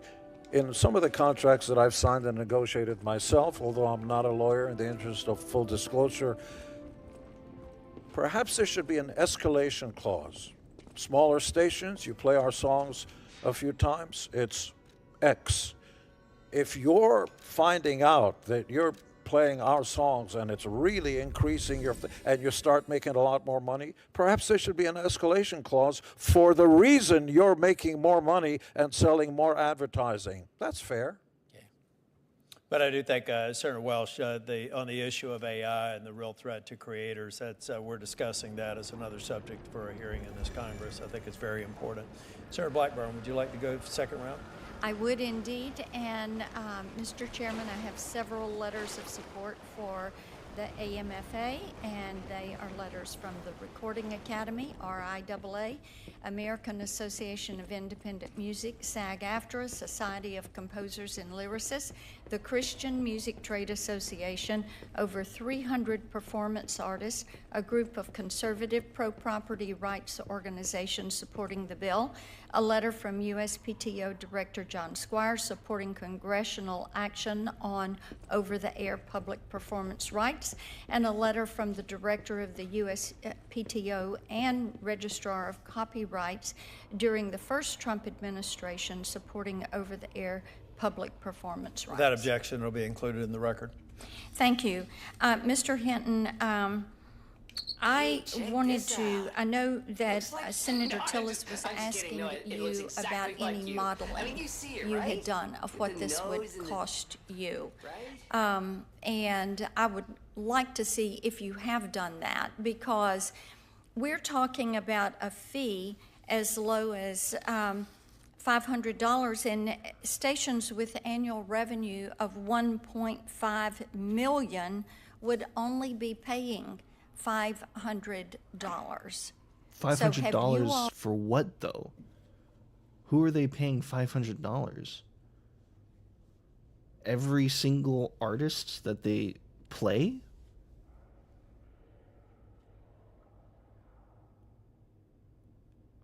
I wish they would be specific. I wish they would explain this shit, man. All looked at this, because this bill is really a tiered approach. And how much do you think is too much to pay the artist for the music that you're using? Senator, my understanding is that the rates have not been set. My colleague at NAB just passed me a note that the rates have not been set. We have not done any modeling. They'll be set by the Copyright Royalty Board, Royalty Board. But we don't know the answer to that yet. Okay, so you've done no modeling to look at. That's correct. At any of this. Well, you know, I think we've gone over and above to try to protect radio stations. Have you had the opportunity to read the bill? I have. Okay, great. And looking at that bill, then how much is too much to pay an artist for their music? What would you set that at? Senator, again, the promotional value that radio stations provide. You're on the NAB board, sir, and what I'm looking for is fairness for these artists. You're asking me for a number that I don't have. You don't have a number. You just know paying anything is too much. I just know what I'm paying already, and this is going to be added to what radio stations are already being burdened with in the copyright space. So since there are other fees, you think that that gets you off the hook from paying musicians and artists, since you're already paying fees. So, and by the way, we take promotional value into account in the bill. That is, and you might want to kind of gloss back over, give that section another read, because we do account for that promotional value. You talked about that that artists benefit, and indeed they do. And radio stations are important partners, but we want radio stations to be fair to the artists, because you buy clothes, you benefit from clothes. You buy food, you benefit from the food you buy. You benefit, and your advertisers benefit by the music that you play. But the people that create that music don't get anything at all. They get nothing. And this is why passing this bill is important to do. And we've tried since 2008 to work with NAB on this issue. So do you think that we should be proud of the fact that we sit there with Cuba, North Korea, and Iran and refuse to pay a royalty for a product that is created? Do you think that NAB should be pleased that they hold that as a position, that they're intransigent on this, that they are refusing to pay compensation for something that they are using? You want me to answer that? Yes, sir. The answer to your question, Senator, is that it's a free market system in this country, and it's much different than some of the countries that you're talking about. And the system has worked for a long, long time that benefits radio stations and recording artists. In fact, I would say to you that the radio industry and recording business have gotten along great and need each other. And outside the walls of this building in Washington, D.C., it's not a controversial or adversarial relationship. Sir, I would invite you to come. I would invite you, sir, to come to Nashville with me. come to Tennessee with me. I'd love to. I love and that. do a roundtable with me, with some of these musicians and entertainers, and I will guarantee you, you will hear quite a different story. This is an issue of fairness. This is an issue of meeting the constitutional prerogative for creators. As I said, it's an Article 1, Section 8 prerogative. You have to compensate creators. They have that right. And sir, broadcast has blocked this. You wouldn't be in business if you didn't have access to spectrum. You wouldn't be in business if the FCC didn't give you a license. You wouldn't be in business if there was not music to play. So this is the fairness issue. And I know you want to grow this business and hand it to your son when you're ready to retire and head to Florida and play golf. Jesus. And Oh my God. what we want to do is make certain radio can flourish and that entertainers can also flourish. Thank you, Mr. Chairman. Sir Schiff. Thank you, Mr. Chairman. Mr. Chairman, I just wanted to underscore something that Peter Welch said earlier. I certainly have no interest in demonizing radio broadcasters, local radio. I admire what you do. I like what you do. I listen to it all the time. I'm a fan. And I understand there's enormous financial pressure on your industry, particularly with the explosion of the streaming service, and you're competing with the giants. So I just want to let you know I acknowledge all the concerns that you've raised. I think we've tried to strike a fair balance in this, but I'm mindful of the financial pressure you describe, and I don't want to act as if we're not aware of that. And as you say, there have been ways in which your industry and artists have collaborated and come together on things like the No Fakes Act and other legislative initiatives, and I'm grateful for that kind of collaboration. I think it's really important. Mr. Simmons, I want to ask you, there was probably a point in your career, as there is in almost every musician, where you wondered, are we really going to be able to make a go of this? Am I going to be able to earn a living this way? At that critical crossroads where probably a lot of artists decide they just can't make a go of it, what would it mean to have that additional revenue from hearing their works performed on the radio? Can you tell us what that moment was like if you ever experienced that? Maybe you knew from the beginning you were going to be a hit no matter what, so maybe the exception, but tell us what that moment was like for you if you experienced it and what it means to others to have that little extra help to get you to the next level. At the outset of any career, all those pennies, bits and pieces are so important. It sometimes is the difference between success and failure. There was a band that just recently announced, a band called Garbage, successful. They sold 1 million records of something. Shirley Manson, the lead singer, announced they were quitting the music business because for them it was not financially feasible. There are different income streams. When you play a concert, if you do well, you do well. There's some bands that do better in concerts, like the Grateful Dead, who didn't sell as many records and so on. So every one of those pieces of the puzzle gives a band a chance to survive. And at the outset, as I said before, radio is important. Radio is important for both of us. Radio needs artists, and artists need radio. That's fine. I'm going to keep going back to the same old point. One of those two is making a fortune, and the other one, for doing all the hard work, is getting Zipola. I'm going to say it again. For the new artists, often it's times between, often it comes down to death or life. Those few pennies that radio would pay once this bill is passed, because I don't play with if. This will go through. I know the president well enough. He will sign this as soon as we all put this paper in front of him.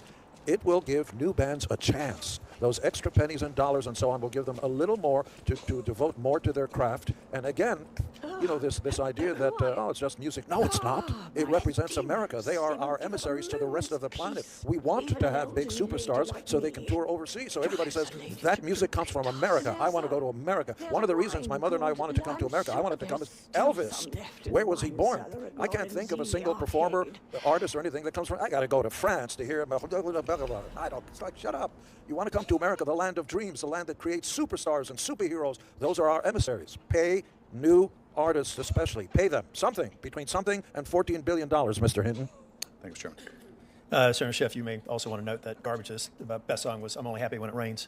Mr. Hoppy, can you talk a little bit about some of the royalties that the broadcast industry already pays? Sure. The broadcast industry does already, as Mr. Hinton has referenced, they do pay songwriters across all platforms, as they should. Songwriters are a very important part of the system. And they also do pay royalties to sound recording artists when the very same content we're talking about here, when that is simulcast online or streamed over the internet, they also do pay there. But as I mentioned, they do not pay when, you know, this biggest part of their business, $14 billion over-the-air transmissions, they do not pay recording artists for that. If we were to pass this bill, it's my understanding now that certain jurisdictions withhold compensation for U.S. domiciled artists when we don't their own. So do we have any earthly idea how much much money would potentially flow to the artist and into the U.S. economy if this bill were passed? I think one estimate we like to reference, the first Trump administration put out a letter that estimated the loss of that money at around $200 million. Certainly hundreds of millions is a safe number to go with, but $200 million, I think, was mentioned by the first Trump administration in their letter of support. Mr. Hent, one thing that may be helpful, just so that we get a better idea of economic impact, I think about other things broadcast radio does, like the Emergency Broadcast Network, those sorts of things. They do play a different role than, say, a YouTube Music or other streaming platform, but I think it would be helpful for us to get a better understanding of the real economic impact. We've heard about the exemptions or exclusions for college and small market radio stations, that maybe you take a market basket of any analogs that makes sense in foreign countries, whatever their reimbursement model is, and even if you don't know what rate could be set by the board, you can at least know what the norms are out there so that we get some sort of idea for economic impact. I'm going to have my staff work on it, but NAB may be in a better position to do that, potentially submit something for the record. And seeing no other members here, we're going to bring the hearing to a close. This is an area, again, I mean, most of you who know me know that I try and strike a Goldilocks balance on policy. But I think that this is an area we've heard testimony where we're probably going to see some action. I think there's a growing sense in Congress that they're going to move forward. And so let's talk about the disparate impacts that we should take into account, potential unintended consequences. That's an assignment for NAB, and I'd like to see anything submitted to the record or subsequent meetings with you all. We're going to hold the record open for a week. So if you'd like to submit any other testimony, any other data, we'll allow you to do it. I think, did we set a specific deadline? A week from today? Yeah, 1 week from today, close of business. If you'd like to submit any other record, any brief comments before we... Mr. Chairman, if I may, you said you encouraged debate-style format. I just wanted to respond to one thing about radio not being able to pay. Radio, Mr. Pittman, the head of iHeart, recently talked about radio's renaissance. And when you look at some of the margins in radio stations, I had the opportunity to see some numbers from last year, and some of the biggest radio conglomerates have margins in the 18 to 24% range. Radio pays for the rent, they pay for the electricity, they pay for their station managers, they pay for the executives, as they should. I'm just at a loss. And by the way, talk radio also manages to afford to pay their talent. And they manage to work that into their business model as well. So I think the concept that radio can't work this into their business model is really not really a supportable statement. Artists deserve to get paid just like everybody else at radio. Mr. Hinton, I'll give you equal time. That'd be 30 seconds. Well, first of all, I'd like to thank the committee and you, Chairman Tillis, for allowing me to testify today. It's been an honor to testify, especially on the same table here with such an iconic music hero of mine for many, many years, Gene Simmons. Radio is facing a lot of different issues. I've talked about the economic pressures and the economic realities that we're facing with streaming and losing revenues. And a lot's been talked about today with regard to where we are with these declining revenues. I would point out that the recording industry grew 3% last year to a record high $17.67 billion. So I think radio's had a big part in promoting artists. We want to continue to have a great relationship with the music industry, but we want everyone to understand that a new performance fee on radio stations is going to, again, it's going to be an additional fee while our revenues are declining, but these fees are exploding exponentially on us. Okay, my time has expired. Mr. Simmons, thank you for being here. Congratulations on your recognition. Thank you. And thank you for having an impact on so many people. Thank you. And in the following week, if you need me to fly back here and state our case again, I'd be more than happy to. Thank you. Thank you. The hearing's adjourned. Good job, guys.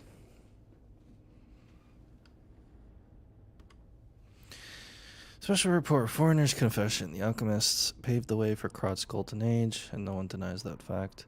But what if instead of gold, they were to cause an unprecedented disaster? Being a reporter, I received a surprising message from an informant who was once an alchemist himself. It's about a stranger from across the ocean. The alchemist from the Far East who was once famous in Krat. He learned of a group's secrets and quit, and now he uses a different identity out of fear for his safety. The relic of Trismegistus is not just a simple ergo mine. That place is dangerous. My source claimed that the alchemists have an ulterior motive, not one not for the benefit of the city, and that they have a very risky plan involving ergo. The conspiracy theory about how hundreds of people can die sounded preposterous, but the evidence provided had a surprising amount of credibility to it. So as a reporter, I spent months with the informer and was able to see the dark side of Krat. I intend to deliver my report to the benefit of the citizens. The rest is severely damaged. Publication of this text was banned for spreading false information and promoting social unrest. Additionally, reporter Medoro has been suspended indefinitely from our newspaper. We apologize to the citizens. Wow. Suppression.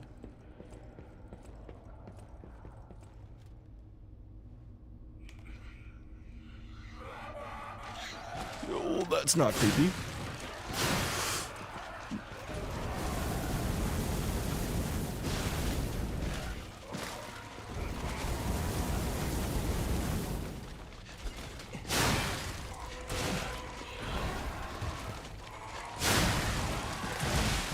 Holy shit.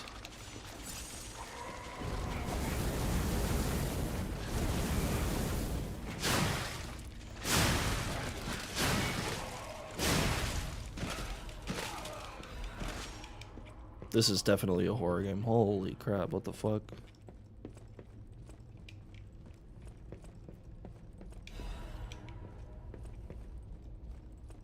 Also, I just realized my face cam has not been on the best corner of the screen. It's been covering my health bar this whole time, but whatever. It's too late to change it now.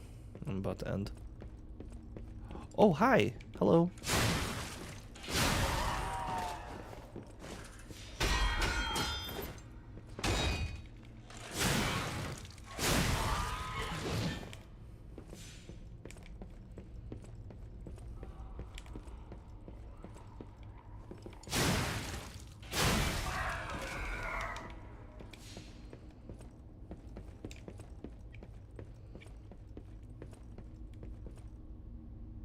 Did I miss it?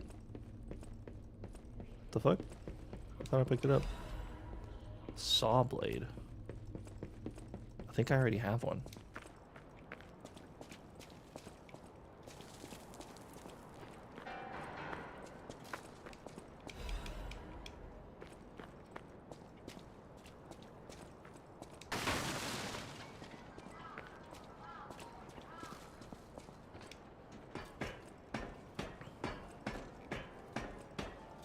Do I see a stargazer over there?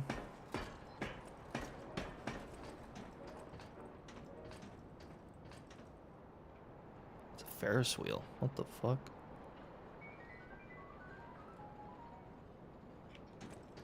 Ah, fuck it.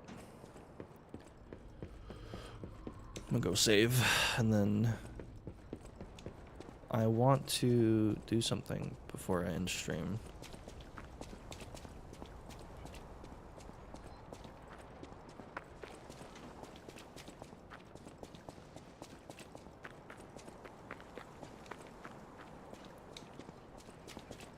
Good content. I was just fucking reacting while playing, and I ended up beating a boss that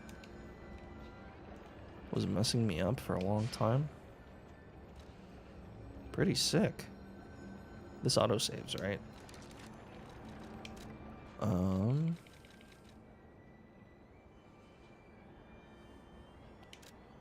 Go to the title screen.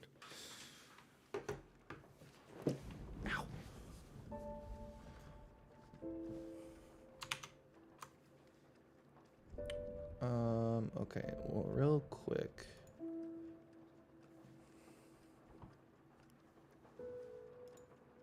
Gonna mute that.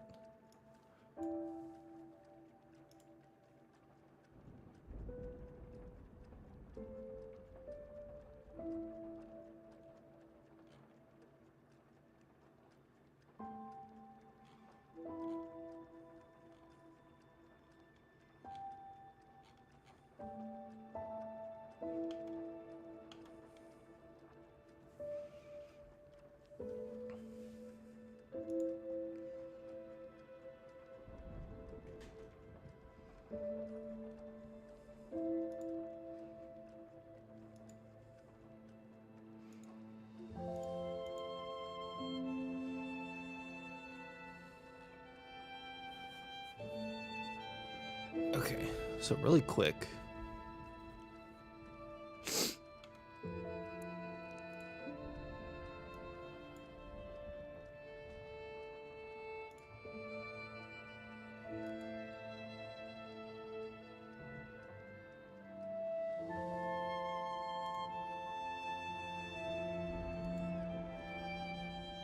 Sorry.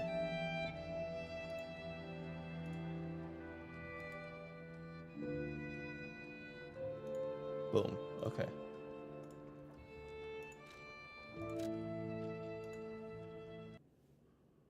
Close out of that.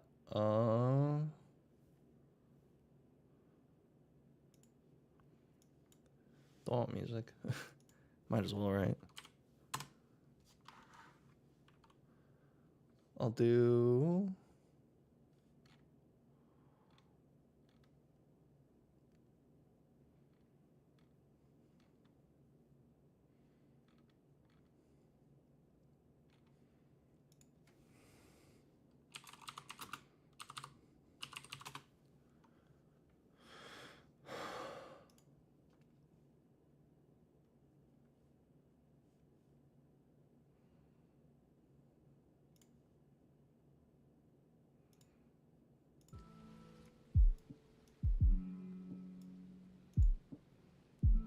this work?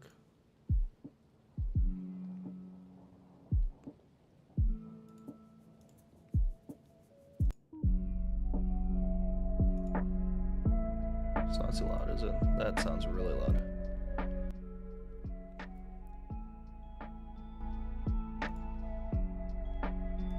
Okay. So this is... I wasn't originally planning on reading this, but this is testimony, I guess.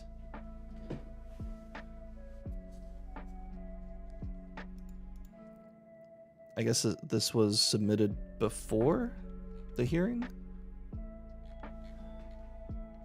but I just wanted to see it real quick. I thought this would be like pretty one-sided, like, yeah, like artists deserve to get paid or whatever, but I don't know. I just don't buy the idea that there's like big radio that's like preying on not paying artists, especially when you talk about like local broadcasts. So I'm just curious. National Association of Broadcasters. Okay. I'm gonna just read until I get tired of reading, and then I'll probably end because I'm going over time on the time that I told myself I would stream. Okay, introduction. Good afternoon, Chairman Tillis, Ranking Member Schiff, and members of the IP Subcommittee. My name is Henry Hinton, and I am a local broadcaster in Greenville, North Carolina. I am a longtime host of the syndicated radio show Talk of the Town, and I am proud to work alongside my son at Interbanks Media, LLC, where I serve as president. IBX operates 5 FM radio stations in eastern North Carolina. I am also honored to serve on the National Association of Broadcasters Radio Board of Directors.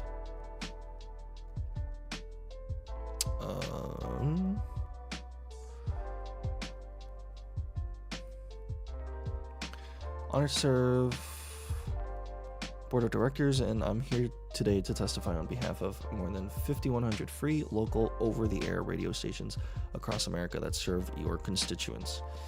Broadcasters across the country have the privilege of playing great music on our stations, including artists to new listeners, and engaging them with one-of-a-kind interviews in partnership with local performance venues.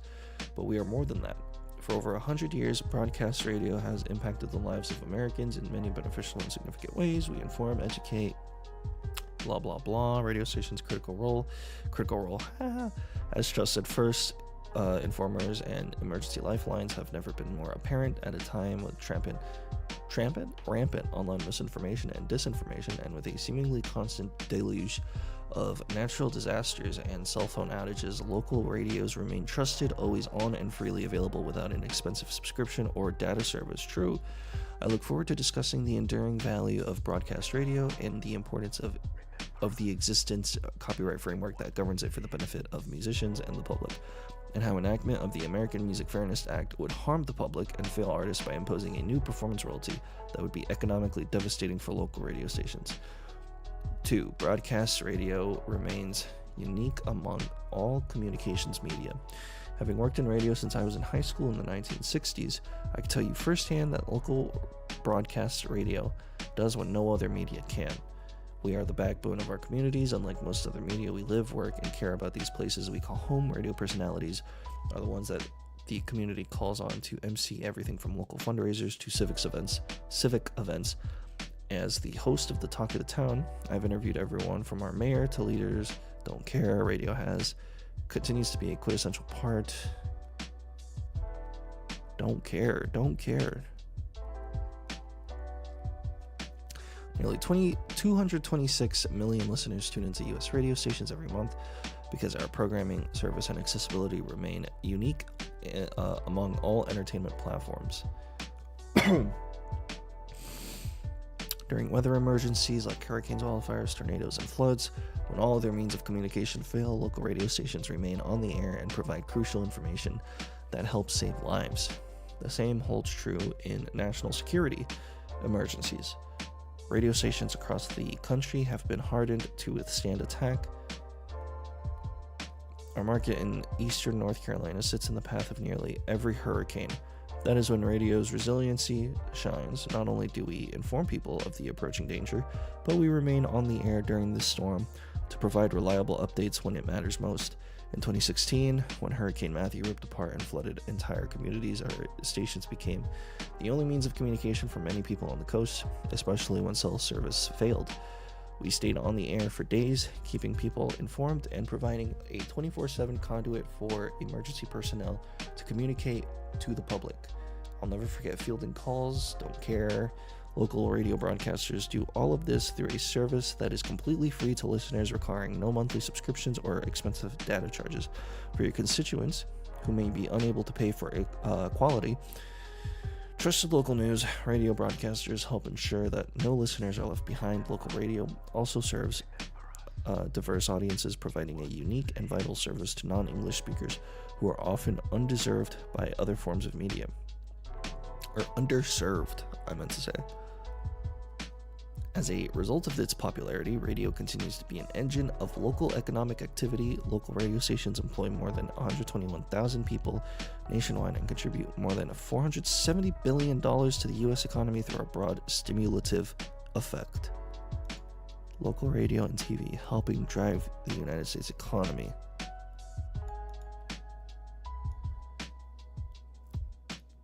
Motherfucker, I'm actually curious about that. Shut up. Stop. Get out. Stop. Leave.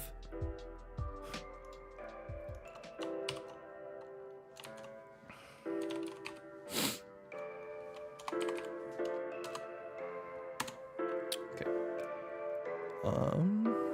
Of course, you cannot talk about broadcast radio without recalling the countless artists whose careers were made when their first song... Please hold. Just want to check real quick that the music isn't too loud.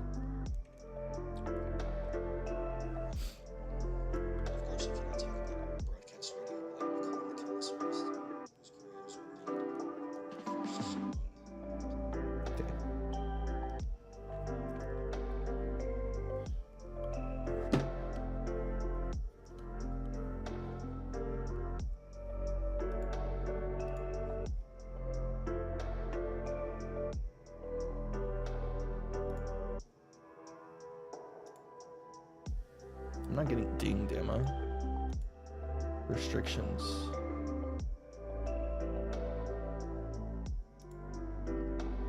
Okay, just checking.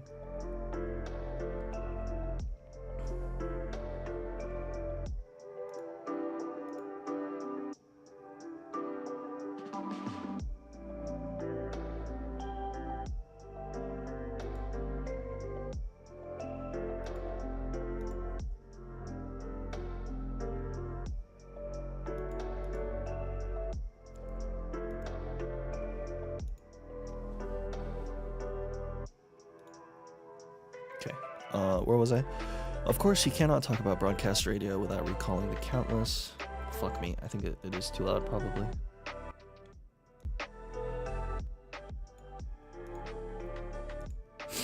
Of course, you cannot talk about broadcast radio without recalling the countless artists whose careers were made when their first song played over our airwaves, or listeners whose memories are indelibly intertwined with a song playing on their favorite station. Countless artists have shared the incredible and unforgettable feeling of hearing their songs on the radio. Don't care.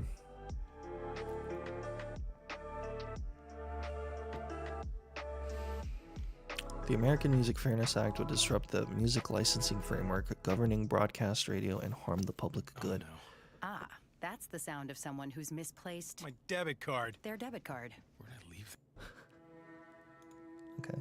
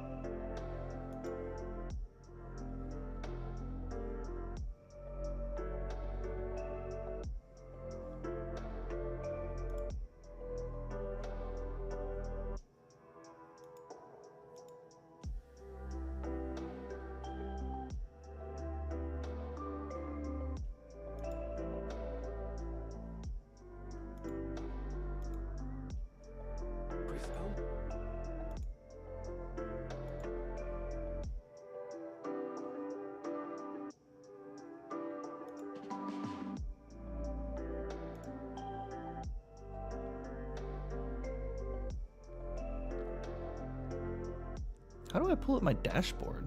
Like my YouTube Studio dashboard. Why don't I see it?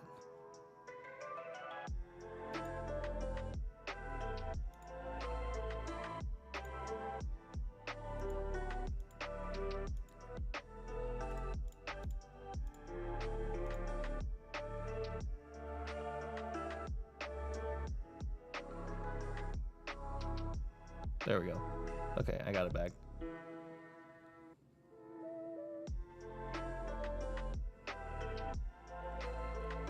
Cool. Okay. Radio's place in the fabric of American culture is not accidental. It is the product of policy choices and resulting legal framework that enables broadcast radio to remain completely free and dedicated to local communities. Anyone in the country can access local radio without needing a subscription or internet connection. During emergencies and times when other forms of communication fail, radio is there to deliver critical information to listeners across America. As a result, 79% of Americans listen to local radio each week. The mutually beneficial relationship between performers and radio, free airplay for free promotion, continues to thrive, and the laws governing that relationship continue to serve the public good. Some of my fellow panelists have suggested that despite broadcast radio's time-tested benefits to both performers and listeners, Congress ought to overhaul the current music licensing laws that apply to local radio and impose a new sound recording performance royalty on stations by enacting the so-called AMFA. Such an abrupt change in law that governs relationships between incumbent rights holders and users would be wholly inconsistent with Congress's long-held approach to copyright policy. Whether it was the emergence of player piano rolls, copy machines, VHS recordings, streaming services, or search engines, Congress has consistently focused its major copyright reforms on updates to law that are needed to account for new or emerging technologies, not media that has existed for more than 100 years. It would be unprecedented for Congress to upend copyright laws that have governed decades-long relationships on which entire industries have been built to the mutual benefit of stakeholders as well as the public, and where the fundamental nature of each remains intact. The imposition of a new performance royalty is simply economically untenable for local radio broadcasters. While our critical lifeline service is free to listeners, it is not to those who provide it. Radio operators invest heavily in local programming and the employees who make it unique to our communities. Radio stations also pay countless other fees, including annual FCC regulatory assessments and copyright royalties to performing rights organizations like ASCAP, BMI, GMR, and CSAC, and streaming collectives like Sound Exchange. AMFA's proponents argue that these fees are not enough and radio stations should be assessed a new burdensome royalty. Damn. Streaming platforms and satellite radio broadcasters recoup costs like these through the subscriptions and fees they charge to their users. Free local radio only has the option of cutting elsewhere when new fees are imposed. Stations have to make the choice between covering local football games or paying new fees, between making their payroll or sending more money to big record labels. AMFA's proponents tried to minimize this impact by arguing that smaller radio stations would pay only a $500 annual fee. But we all know that once assessed, fees never decrease. Just as a $500 is real money to a new artist that breaks on our radio stations, I cannot stress enough that $500 is real money to a small market radio operator. A $500 annual fee. To who? I guess they would make a new agency to collect that money? Or would it be to Sound Exchange? Is that why the Sound Exchange dude was there?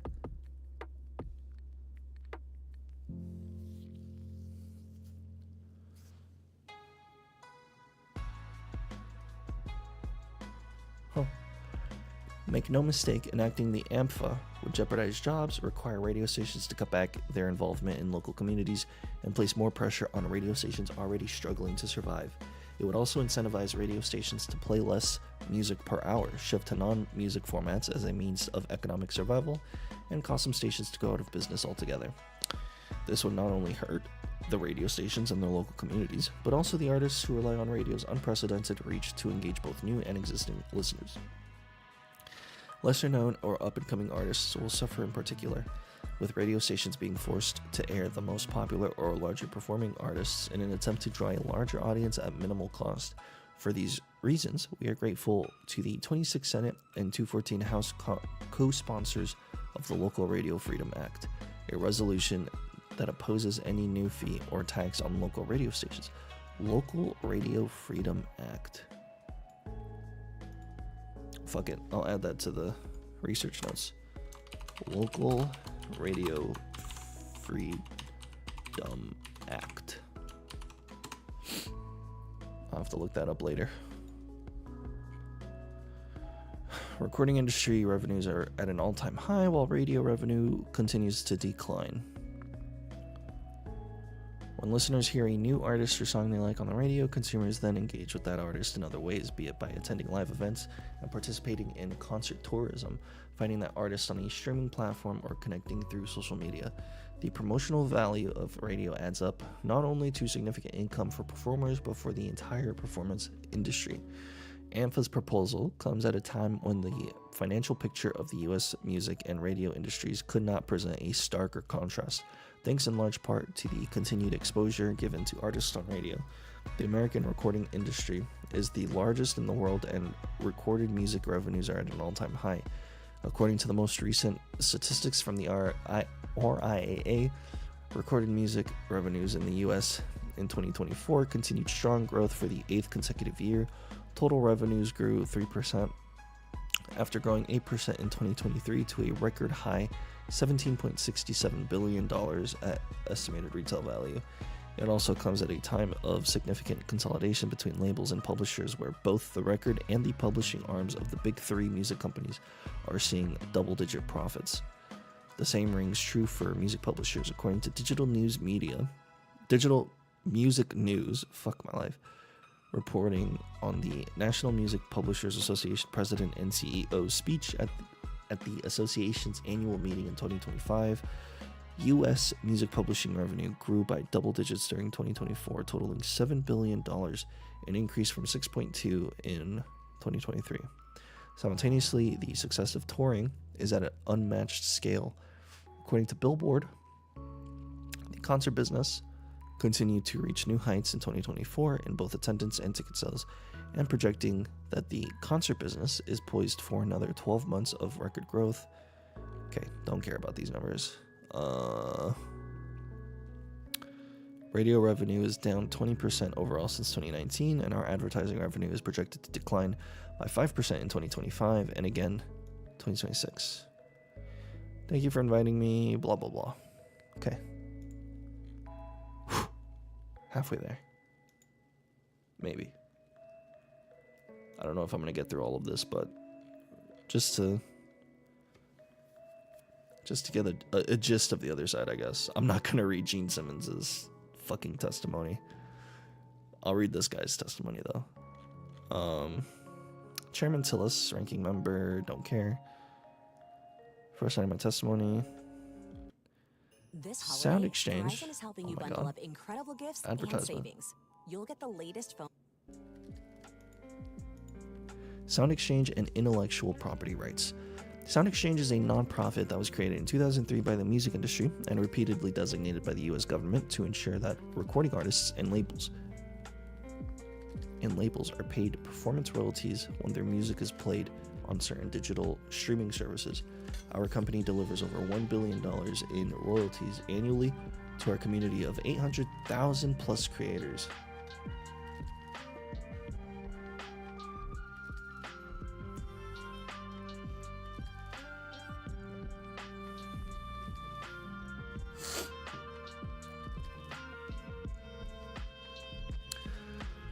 $1 billion in royalties to our community of 800,000 plus creators.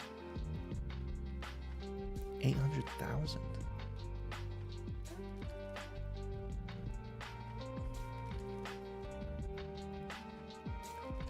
Is this so? Sound Exchange, I guess I would have to look it up, but are those 800,000, are those all like independent people?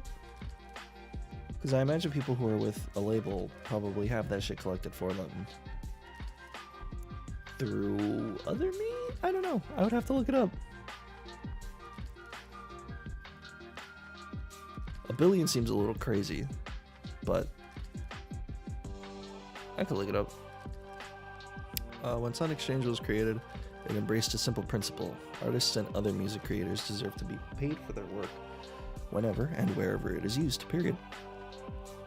It's not complicated. It's something every American intuitively understands because we all have the right to benefit from our own creativity, hard work, and labor. When a song is played on the radio, it helps radio stations generate tens of billions of dollars in advertising revenues. The songwriter is compensated, DJs and radio executives are compensated, yet the people behind the performance, singers, musicians, studio producers, engineers, labels, and others are not. Everyone here, save the corporate broadcasters, know that's unfair. Yet we have allowed this inequity to continue for decades. It is so unfair that the United States, at least on this issue, is counted among the most notorious abusers of property rights, joining North Korea, Cuba, and Iran. In our failure to secure the rights of artists, all other developed nations respect artists by providing such a right. Even China amended its laws in 2021 to provide a performance right for terrestrial radio play. That makes China more protective of artist and label rights than the US. But today you will hear from our broadcaster friends that this shouldn't happen in America. Of course, that's their position, because who wouldn't want access to the primary input of their business for free? Our nation's radio stations generate nearly $14 billion in revenue every year, playing nearly a billion songs. Our nation's radio stations generate nearly $14 billion, playing nearly a billion songs? Is that true? A billion songs? That seems like a lot.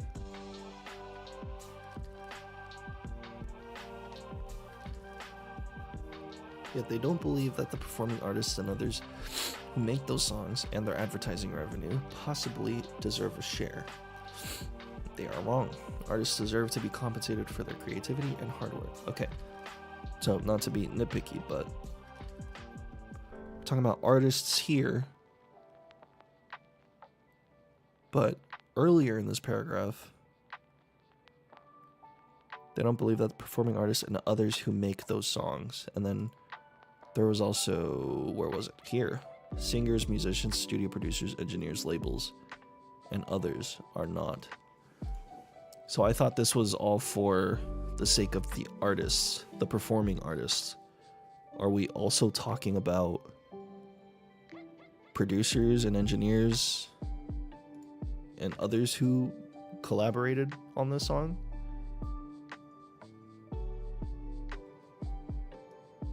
Studio producers. Or I guess, yeah, musicians. Like session musicians, maybe?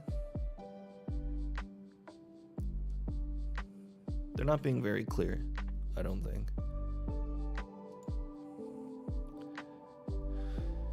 Anyways, yet they don't believe that the performing artists and others who make those songs, they are wrong. Artists deserve to be compensated for their creativity and hard work, and the radio industry should not be allowed to appropriate these works for their own use without just compensation. Congressional and administration history.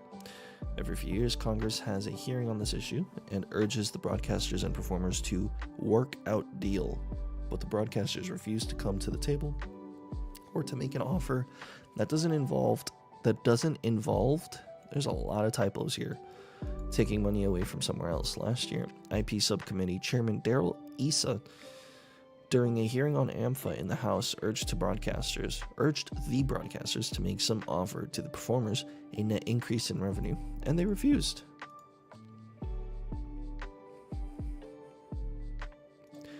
which is why Congress needs to act. It's a problem with the law, which only Congress can fix. This hearing talks of balancing interests, but the only interests that have been consistently protected have been broadcasters. Corporate radio's lobbyists' top priority each new Congress is to continue. Corporate radio's lobbyists' top priority each new Congress. Dude, what is this writing? To continue to deny artists payment for their work. They spend tens of millions of dollars on this effort through lobbying and in political contributions. Look at the track record.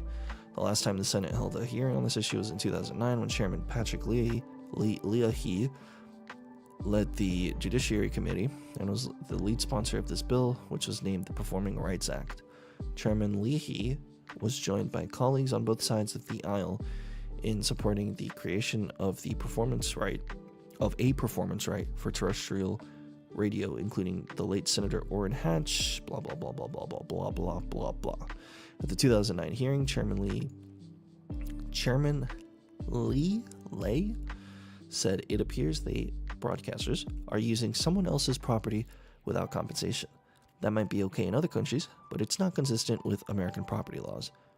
The Queen of Country Music, Dolly Parton, explained in a letter to Congress that year, for more than half a century, radio has been blessed by the music of countless performers and musicians who bring songs to life. I wrote a song, I Will Always Love You, Whitney Houston, and recorded it as a part of a movie soundtrack. But no one can deny that when Whitney Houston performed that song, she brought a life to it all her own. The performer deserves respect and equitable treatment when it comes to his or her indispensable contribution. Just 2 months after the 2009 hearing, the Senate Judiciary Committee passed the Performance Rights Act out of committee, but the bill never made it to the floor because the broadcasters launched a national ad campaign to kill the bill, calling it a performance tax.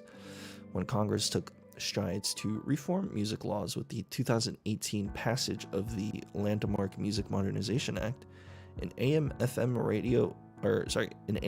performance royalty was omitted from the bill because of pressure from the broadcasters.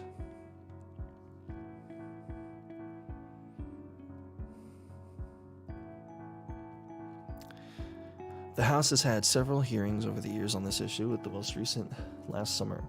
I had the honor of testifying with country music icon Randy Travis. In 2022, the House Judiciary Committee approved AMFA out of committee by voice vote without any amendments. Unfortunately, the bill never made it to the House floor for a vote before the end of that Congress. Anytime we have made progress on this issue, the broadcasters have ramped up their lobbying efforts and put pressure on Congress to maintain the status quo. Broadcaster lobbying is built on greed and competitive advantage.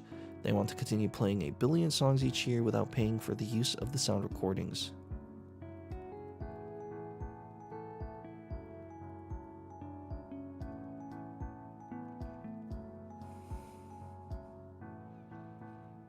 Okay. It is weird. It is weird they pay for the use of the composition but not the sound recording. And in my mind I was thinking earlier like this feels like maybe it should be a thing. Everybody should be getting paid for their work on a song. But apparently it was a thing for the MMA, for the Music Modernization Act. But apparently they shot it down. Like, this does feel like a thing that should have been in place already. It feels weird that we're doing this now. I don't know.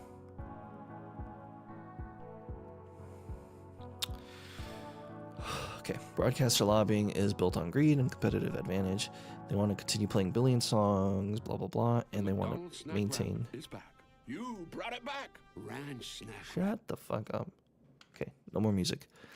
All music platforms except the radio pay a market rate for the music that is at the heart of those businesses. Pandora, Spotify, Apple Music, SiriusXM, Amazon, YouTube Music, and even TikTok pay royalties for sound recordings. But radio does not. There is a broad bipartisan consensus to end this disparity. Okay. I don't know how I'm going to come off here, This is good. We could talk about how much they should be paying, and it's probably not enough. Whatever it is, it's probably not enough. Um,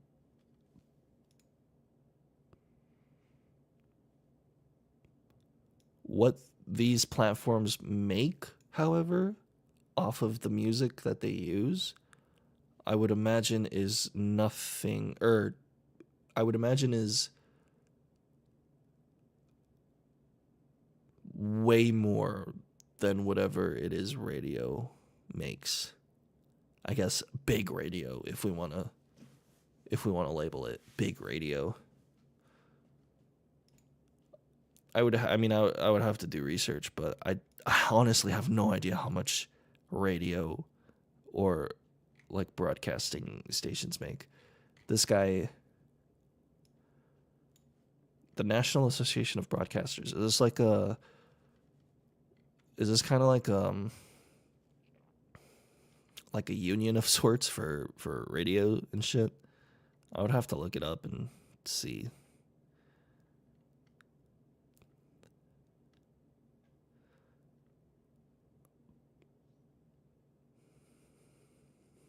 Yeah, I don't know.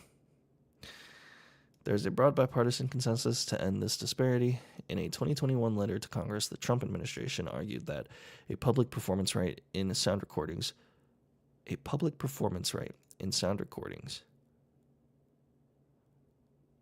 furthers the goals of U.S. copyright law and the Constitution to incentivize authors to create and disseminate new works. A public performance right in sound recordings furthers the goals of the U.S. copyright law and the Constitution to incentivize authors to create and disseminate new works. To incentivize authors. Are we talking about authors or are we talking about performers?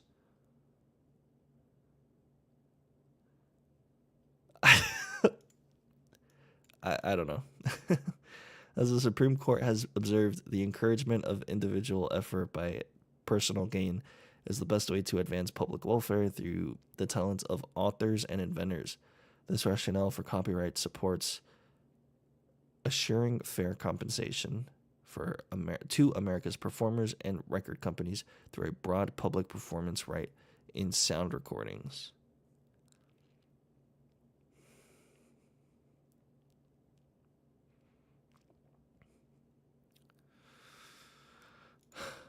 I guess, really quick.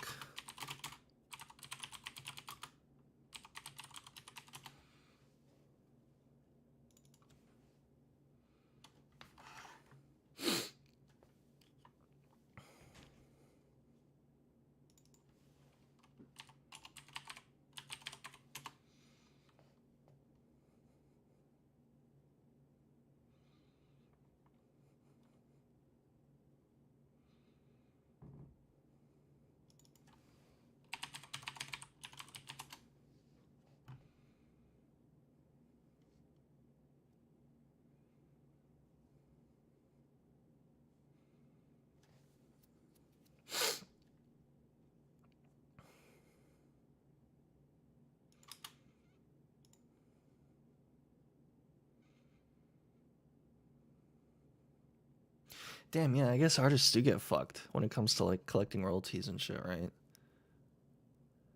I feel like it's so easy for songwriters and composers, but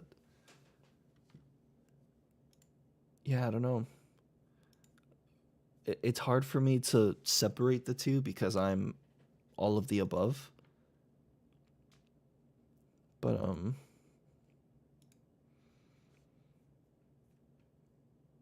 I guess the best way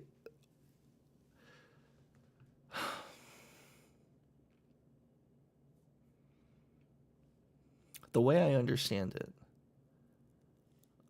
I would imagine this is probably good for independent artists who also write their own songs and also put their shit on like local radio and all that, as opposed to artists who are with labels and shit.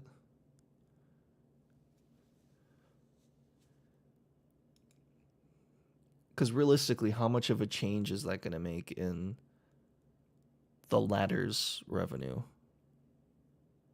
as opposed to someone like myself who does everything on his own? You know what I mean? Like, obviously, the more money, the better. But if we're talking about, like, sacrificing a whole industry like radio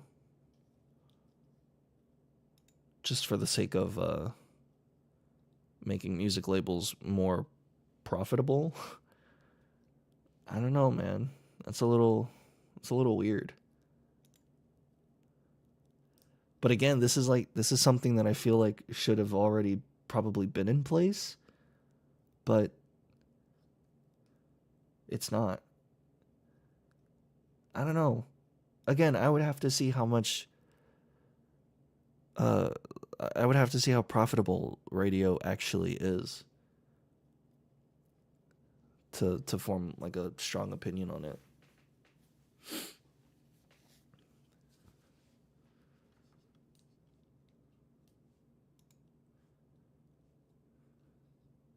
Yeah, I don't know.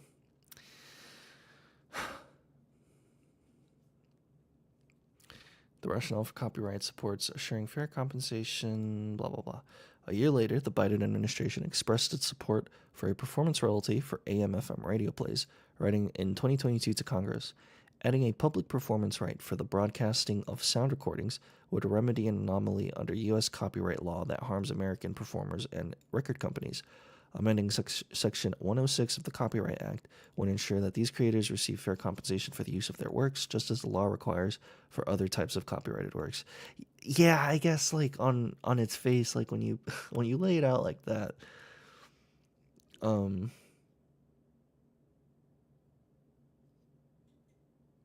artists deserve to get paid.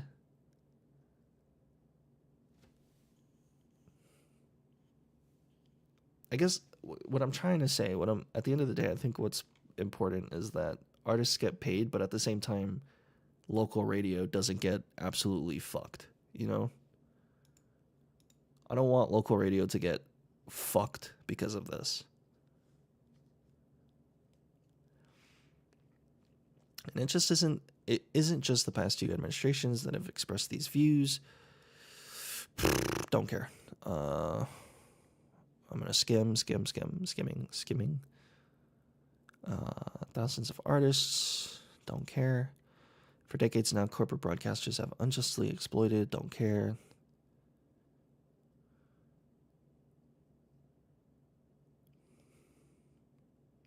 International reciprocity. I mentioned earlier that all other industrialized nations pay a performance royalty for radio plays. But there are nations such as France that use our failure to pay performance royalty as an excuse to deny royalties to American artists. France collects royalties on behalf of our artists, then diverts them to their own cultural fund. They are robbing Peter to pay Pierre. What the fuck? Why would you write this? Passing AMFA will repatriate hundreds of millions of dollars in overseas royalties. Again, the Trump administration was eloquent in explaining this point. At the international level, such legislation would remedy a long-standing omission in U.S. copyright law that has harmed American performers and record companies. The United States stands alone among industrialized nations in not recognizing a public performance right for the broadcasting of sound recordings.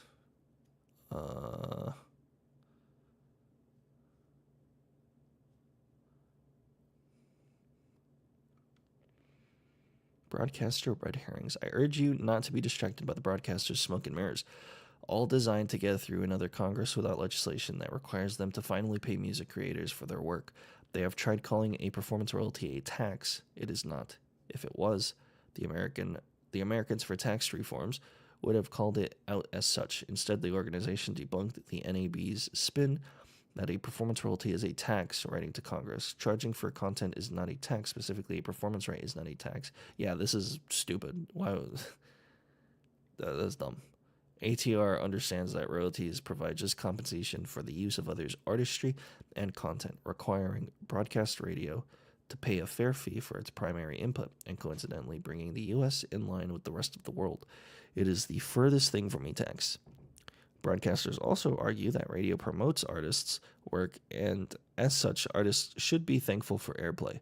That is a specious argument when 84% of music revenue is generated by streaming platforms, streaming services such as Spotify and Apple Music, and music discovery happens on social media platforms such as TikTok and YouTube. I doubt broadcasters even believe it. 72% of the music they play on the radio is not current and therefore not promoting new music at all. That's a good point. And even assuming for purposes of argument that there is still any real promotional value to FM radio play, AMFA effectively addresses this concern. The legislation directs the Copyright Royalty Board to consider the value of promotion when setting royalty rates. More promotion would argue in favor of a lower royalty rate. If there is some slight promotional benefit from AM/FM radio, this does not justify a wholesale unpermissioned taking of another's property. As the former Register of Copyrights, who testified in front of the Senate in 2009, said, promotional value never justifies free use. When a movie studio produces a movie based on a book, the book is clearly promoting the book. The movie is clearly promoting the book. Yet nobody would question the need to properly license. Yeah, cool.